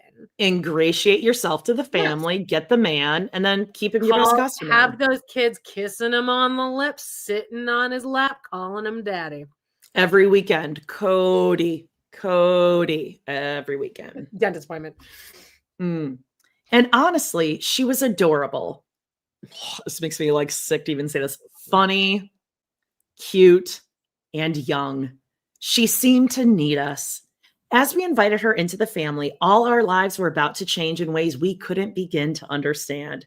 A fourth wife, 3 new children, another baby on the way. That would bring us to 21 people and a new reality TV show. You know I like a party. Mama Squirrel says, Cody, I know you're upset about a new wife, and I want steak for dinner, Christine. Yeah, like that. Christine is being too kind to him in this book. Like, I know that people look at this as like a total like snark piece on Cody, but she is very kind. She could have been a lot worse, especially because it seems clear that she had people surrounding her that were constantly telling her, you need to put this part in. Don't edit that out and put this in. So it's probably a lot on the drawing room floor here. Yeah, she wasn't going to put stuff about Meri. She wasn't going to put stuff about the wedding night. So now we are going into the next part of the book, Wife. Chapter 12. Do you want to start, Amanda? Sure. You'll have some great home videos. Everything we thought we understood about ourselves would be placed under a brilliant white bulb and dissected like a frog in a 6th grade science class. At times, the social media posts, must not read the comments, would also feel like middle school. We were so excited. Tim put together a pilot in 2009, and it was cute. We went on a camping trip, and the kids were adorable. I told the family I was pregnant with a girl, truly, and we were fun together. Giddy. It's easy to overlook differences when something so exciting was happening, and after 16 years together, we played well off one another. It was so wholesome, too, like Leave It to Beaver, except Mr. Cleaver was sleeping with 3 women and about to sleep with a 4th. The network loved it. We all figured the pilot would be the end of it and that we would find ourselves exposed and jobless. But it felt so it would affect Janelle. I guess I was just going to say that changes things. How? Yeah, how does that affect your life at all? But it felt like a hopeless decision, a hopeful decision. Like it was time to move into the modern world, even if the show fell flat. So many other civil rights issues dealing with different lifestyles were coming to the fore. So we figured it was time. If we couldn't get acceptance, maybe we could get open minds. We wanted people to see us a big, loving family made up of generally good humans. Now, I think if the show had ended where they could have had success, because I think they do come across as a happy family in the first season. Where do you think we should have ended? Commitment ceremony, even they hate each other. They obviously hate each other by commitment ceremony. So season 2, maybe they all move into the Vegas houses. I was just going to say they move into the Vegas houses, and we I was going to say maybe when Maddie has the baby, but it was done even before that. Oh yeah, because the Meri shit, like everything had been building up to the confronting Meri episode. Yeah, it would have to be moving into the cul-de-sac, and that's it. Yeah, I guess that would, but they could have, they could have. And now even in this talk with Michael, he says, Cody's like, were you considering polygamy until me? And Michael's like, yeah, but he's like, now I would never, ever. Yeah, you kind of ruined it. Because of you. Mm-hmm. I think the Browns have ruined polygamy more. They have done more damage to polygamy since like colonial times. Yeah. And actually, I mean, we can't give like spoilers or major plot or whatever, but they do talk about the Dargers this Sunday. Do.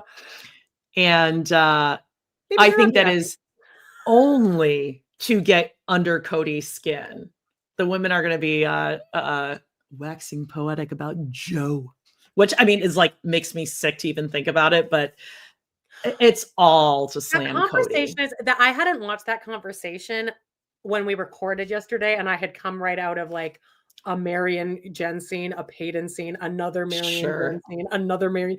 But that scene is actually really fascinating. I'm excited. The Cody and his brother scene, because they talk about Quinn too. And I was like, yes, this, you're getting it.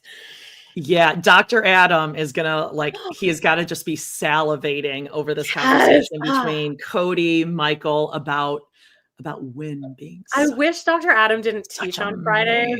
Hopefully, Dr. Adam can quit his teaching job soon and he can come on to Browntown because he teaches every Friday morning. Because I would love to have, I can't wait to hear him. Yes, like you said, talk about that. Where am I here? Our church, right? Okay, our church. We're at the top of page 88. Our church, on the other hand, wasn't happy about it, which cemented our decision to downplay the religious aspect. Well, you're wearing tank tops over long sleeve shirts, so we got it. Yeah. We also wanted to protect other members of the church. We didn't say the name of our group, though it wouldn't be hard to figure out. We also refused to talk about our personal, intimate relationships with Cody, though that happened spontaneously on set. We hadn't talked about what we would say before, but when Tim asked us about the bedroom during filming, it felt obvious to say we weren't going to get into it. We didn't talk about each other's personal relationships with Cody at home, so we certainly weren't going to do it in front of the camera. TLC was great about it. We decided some things were off limits, and they partnered well with us. I actually do agree that the Browns seem to be able to, the producers don't hate their subjects as much as Sheena's producers probably hate her. You can see where producers really don't give a fuck about these people. Teen Mom specifically, they don't care what they're showing. Amber, I think that TLC does seem to actually kind of like the Browns, and they will be a little nicer about how they're editing them season to season. Do you disagree? No. I don't agree. I think it's also it is airing on TLC. They can't really talk to. I mean, look how they have to edit that stuff out of Seeking Sister Wife. The Davises are all messing around with each other, which is fine, but they will not touch that with a 10-foot pole, even though it's so obvious. So you think it's more just to cover their own asses and not because they care about this family? Yeah, I don't think they same thing like Plath, but they always kind of dance around the sex stuff. And the DUI stuff. Oh, there's that too. Solid. Okay, we decided ironically, some people who supported our work with Principal Voices and some people who supported our work with Principal Voices and thought we should engage more with our local communities were reserved about us doing the series. Oh, so everyone around you didn't want you to do it and warned you not to. This kind of reminds me of when you were moving to Flagstaff and there were signs from the universe every 20 minutes or so that you should move there. Yeah, don't do this. Don't do this. Don't do it. You can't do it. It's impossible to do it. There's no money to do it. You don't own the land. You can't build on it. Can't build. Right. Destroy the family. Gabe is really depressed. But polygamists, there was always the fear aspect, the threat of exposing other families. But polygamists also believe there's something sacred and special about living polygamy, something that shouldn't be put out into the world for public entertainment. And what if people began living polygamy without the religious aspect? That, in our church's views, would be an abomination. But isn't Joe Darker doing that? Doesn't Joe Darker live polygamy without religion? Or is he religious? Oh, no, they're religious. Remember, come to our rally. Oh, yeah. Yeah, but that wasn't necessarily religious. That's just polygamy. Oh, no, Dargers are religious. They are. Okay. Yes. We saw going public differently. We believed our family was a beautiful thing we wanted to share, and we didn't want to live in fear anymore. We don't know how well the show is going to go, the TLC executive told us at the beginning, but we have enough for a season, so at worst, you'll get some great home videos. Do you think the producers at that point knew, oh, this is some fucked up shit? Yeah. Yeah. I think they knew Robin coming in, okay, this young, pretty shy model. Yeah. But nobody sits down and analyzes home videos. We had big changes coming and we would be forced to think and talk about them. My coping mechanisms, it's fine. And I'll just focus on the next birthday party. Couldn't save me from breaking down on set. That first season, oh my gosh, the first episode, I broke down a lot. Well, you were 9 months pregnant. Cody and Robin dated for about 6 months before they got married. As a viewer, it probably felt more like 2 months, but she came along just after we'd agreed to do the show. Again, weird timing there. Yeah. Huh. Even though I felt jealous sometimes, that was more about Cody than Robin. Okay. I thought everything she was bringing to the family was good, and I thought we'd be close. We wanted to be authentic, open, and honest, and we never wanted to be scripted. Scripts are coming in on Tuesday. Puff, puff, gas. None of us wore much makeup in everyday life, so that's how we were filmed. We didn't even know how to apply TV makeup in the beginning. Someone would do our faces and hair when we made appearances. We were on talk shows or did the end of season tell-all. But I think we usually came across as typical suburban moms with busy lives. Except Robin, she looked so good in Gross. that. And Zuleska says the Dargers are independent polygamists per notes to self. Oh, I swear that they were like praying and shit in a special I watched about them. Do you ever watch? I could be conflating those. They did a special. Do you ever watch Notes to Self? They are. I when it comes on my TikTok and stuff. Yeah. Corey, that's the guy's name, right? He fucking hates Robin. If you want to hear someone rant about Robin, and he knows her personally, he fucking hates her. You know who hates more than Robin? Alice. Well, I mean, that's where it all comes from. Even though we were polygamists, every soccer mom across America could identify with having no time for eyeliner. Robin was usually camera ready, but she and Cody were in the early stages of the relationship, and Cody always liked a full face of makeup. That, for her, felt authentic, too. God, the shade she's throwing at her. Robin always had time to do her makeup. I just remembered this. Before the show started, the sister wives and Robin got together to do a photo shoot for Cody as a gift. Janelle didn't wear any makeup. When we gave the framed photo to Cody, the first thing he said was, "Why didn't you have any makeup on?" Oh my God. I would honestly break up with someone if they said that to me. God. Are you fucking kidding me? I would have grabbed the photo and thrown it away. Imagining like the knife in the heart that must have felt like for Janelle.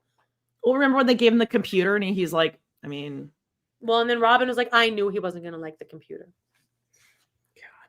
God. Janelle with the big blues and perfect coloring. Again, Janelle is gorgeous. She doesn't need fucking the most naturally pretty.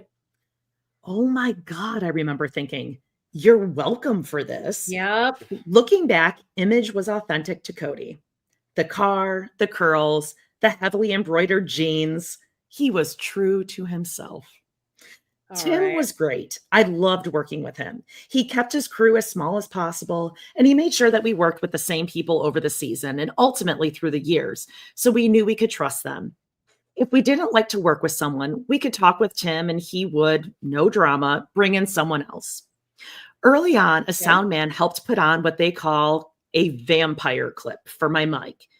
Well, he stabbed me. Not deep, but I bled a bit. Ow, I said, that stabbed me. Yeah, you'll have to get used to that in your line of work, he said. I told Tim, and I never saw that guy again. Okay, Christine, a grow up. I'd love to see No. Christine try to deal with like the tech crew and like a theater show because they're a lot meaner than that. Ow, I bled. I told Tim, and I never saw him again. Poor guy. I hate that. And honestly, he probably was just like, "Yeah, you'll have to get used to that." Yeah, this is something that happens all the time. Yeah. Sorry. Christine's a little bit of a princess, if you will. Yeah. They simply swapped him out to another show. Oh, cool. Okay. At least he kept his job. As it turned out, he's the sweetest man, and he has a dry sense of humor. What about that? Huh? The crew still teases me about it. You got that guy fired. Well, I'm glad she now knows that he's a really nice, sweet guy, but still doesn't have his job. Yeah, too bad. She's like, that's fine. Okay, here's the gist. The crew will film us having an event, a party, camping, sledding, and then they'll arrange an episode around that event. The season timeline would be based on a big thing we knew was coming. So Robin's wedding for season 1. They might film things we did as part of the big thing, like shopping for dresses or a gift for Robin. And then for every episode, we'd sit down on the couch in the studio and a producer would ask us questions about what they had filmed. At the end of each season, we would sit down with a host who would ask us questions about what had happened throughout the season or eventually seasons past. We filmed every other week, and at first we could work only on nights and weekends because our set was in the basement of a dentist's office. Our sessions would go on until 11 or even midnight. They got us out of there as quickly as possible, but it was rough at first, especially with the adults all having to be on the set at once. The older children took care of the younger ones while we worked, and the set was close enough that we could walk, so we were nearby in case there was an emergency. The crew didn't follow us around or dig into our daily lives. We always knew where they were, so there were no sneaky shots from a distance or during private conversations. We had a rule against coming into bedrooms unless it was to film a conversation. The kids could choose not to participate, and we never did the adult couch conversations in front of them. And they never had a mic on during an event. Only the adults did. That's good. At first, they were excited, giddy, and trying not to play for the cameras. They were so young, but some of them were less comfortable, and they stood back. We told them that was okay. It started to get hard when the crew wanted to put the kids on the couch to ask them questions, but we were all careful to make sure they were never on the couch by themselves, only as a group, and our producers were good about the questions they asked. What do you think about Robin? Won't get much more from an 8-year-old than, I like her, I think she's nice. We kept them away from the adult drama, and if my kids were on set, I was hovering in the background. We talked about everything on the couch, what we thought of Robin, how we felt about Cody bringing someone else into the family, how the kids got along. In those early days, we were careful to keep the hard stuff off camera and to provide a united front. No, you weren't. You weren't at all. We could see it from episode 1, as you just said. You were clearly miserable. No, we worked hard. I don't know what you're talking about. Christine didn't storm off set and refuse to film. No. Costa said Aurora didn't stand back. That's for sure. Go away, Aurora. Yeah. We wanted to work toward our ideal as a family, but also to present this lifestyle to Americans. We wanted it to be realistic. We didn't want to hurt each other, especially publicly. I'm sure that made what came later seem all the more surprising. Aminata, puff, puff, pass. Oh my, me? But that didn't mean we could always control our emotions. In the first episode, as we sat on the couch, Cody talked about how hard he had fallen for Robin because he can't fucking read the room or has empathy for other people. And then they asked me about the day where I'd cried as Cody acted all infatuated. I cried again. Red nose, pregnant. Why is your chest all red? Why are you all red? Vanilla milkshakes. That was Areola doing her COVID, the super spreader event, as Corey and Corey. Yeah. Yep. Red nose, pregnant, husband giddy over another woman, and a camera. At the beginning, they interviewed us all together, so the whole adult family witnessed my tears. My family was just used to living life without addressing the difficult things. But now we had someone saying, tell me why you're upset. Oh, so, you know who else would do that? A therapist. Sometimes the producer would ask a question and it didn't feel safe to answer. If I said how I felt, it might cause hurt feelings or a fight later. Oh, God forbid. I know the others worried about the same thing. About 6 months after we finished filming the season, the show aired. It can be as long as about a year from the time something happens to the time it airs, or in the case of the past few seasons, 2 or 3 years. Yeah. Which often meant we had to relive something we'd already put behind us. Intellectually, Heather McDonald always talks about that, by the way, is like when she interviews like housewives, they're like, it's the worst thing for if you want your marriage to last, don't do this because you've gotten over this fight and now you're rewatching it, doing a press tour about it. Intellectually, we understood we were filming a TV show, but it was such a vague concept, especially for the kids. We figured our friends and family would watch it and the Utahns might be interested, but we simply didn't know what it would mean for us. Even before it aired, our lives changed in several big ways. For one, our budget loosened up. The show provided a financial cushion that we didn't know how long it would last, so we could do some of things our kids had always wanted to do, like go to Lagoon, the local amusement park. We always knew we could relax a little about food and basics. Cody bought a Lexus convertible, which appeared so often the first season. It seemed like its own character. Yeah, we noticed it. Yeah, also, none of this screams to me we didn't know how long it would last. To me, this sounds like, wow, we have money. Forever. Quick, let's spend it. Yeah, on we a have an convertible open spigot for the rest of our lives. Two things that like notoriously depreciate immediately. Cool. I loved that with the show. I got to be an official wife. Before, when we went out as a group, Meri was the wife, and Janelle and I were just friends or sister-in-laws. But when we started doing media interviews and publicity, I was recognized as a wife for the first time in public. I love that because I love all the kids so much, and I got to claim them too. Our kids, all of them. I felt accepted. I also realized I wanted to be better spoken and better informed, both for myself and my community. After watching some of the footage, I felt like I sounded uneducated. Well, but you're sitting next to Robin and Cody. Yeah, don't worry about it. You actually came across as one of the better ones. You had actual media training, kind of. After watching some of the footage, okay, I came from a closed community, and when you live in fear, you don't necessarily seek out people and ideas that are different. As we met more people, I became more curious. I started to pay attention to the news and reading business guides and self-help books. I love novels, but I understood if I wanted to improve myself, I would have to actively seek knowledge. I learned how to phrase things differently and to clearly say what I meant. I started reading travel books, suddenly fascinated by faraway places. This all made life so much more interesting, and I was able to better connect with the people we met and my kids. It was almost as if I had aimed a hairdryer at a foggy mirror and began to see bits as they were slowly revealed. Things I'd missed subscribing to the tenets of our faith, tending to the madness of a flock of children, and believing the stories of my life had been set for eternity. We were so naively optimistic that everything would turn out great. Cody had a good relationship, she says, with most of the kids. Good. He divided his time among us evenly, and we got along well enough to function as a family. Oh, sounds like a bliss. We weren't best friends. I thought you just said he was, but we you and the wives. But we enjoyed doing things together. We believed the family was more important than anything else, and we believed our kids were cool, good people. So we were willing to adjust.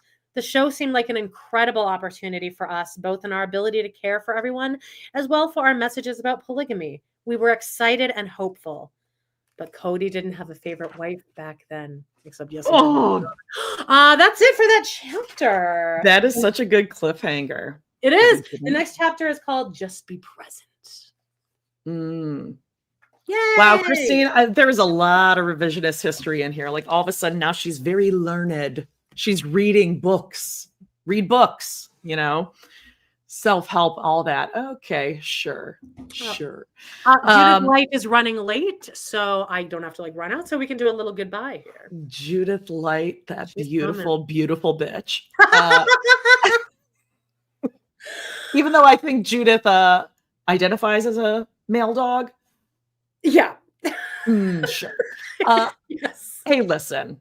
Thank you guys for joining us. Do us a favor. Make sure you subscribe. Just give a little thumbs up. Doesn't do anything, but just helps our little algorithm. Make sure that you are tuning in, subscribing every Tuesday. We have hot topics that drop, so you can watch it here on YouTube or listen to it. Make sure you join us every Tuesday, noon Central, for our watch-alongs of the latest episode. Every Friday, 10 a.m. for Browntown, and Patreon and the free feed every day for all the extra stuff. Tune in to Pod in the City. Oh, yeah. Real soon, right? In 50 minutes. Yeah, I'll be wearing a different shirt because my pit stains, I can feel they go all the way down to probably. Well, you can't see well, that's why I don't wear the shirt, apparently. Tony's ball sweat. Yeah. You guys need to get on that Patreon. I'm telling you, there's some good shit over there. And make sure you check out our Total Request Pod Patreon. We need to promote that more. There's some backlog stuff from COVID times back there. Fat Camp. Amy's Kitchen Nightmares. We got Jersey Shore. Cabs Are Here episode. So check that out. It's like $4 a month, and there's millions of episodes over there. Yeah. And I think that's it. But stay after here and leave a comment. That really does help with the algorithm. I think that's it. We love you guys so much. Have a great weekend. Happy late belated Canadian Thanksgiving to all my fellow Canucks out there. Oh, we love you guys. Seriously, thank you so much.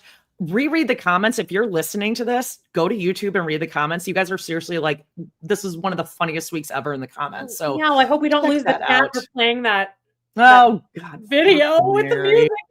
We're taking it out if that's the case. Yeah, but then the chat goes away. But anyway, this is all the trials and tribulations of doing lives. We love you guys. Thanks for joining us. And you know what? You are absolutely all adults.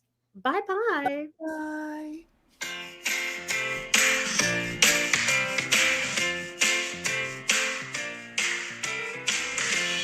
Well, guys, it's been a blast. Thank you so much for joining us today on our We Love to Hate Everything channel. Please do not forget to hit that subscribe button, give us a like or even a comment, and click on that bell if you want notifications, because you never know when we might pop up and go live. Please check out our other 2 podcasts on Patreon, where we snark on even more TV, movies, and pop culture. We got Total Request Podcast, that's patreon.com/trpod, and We Love to Hate TV, patreon.com/love to hate TV. Thanks again, and we will see you next time.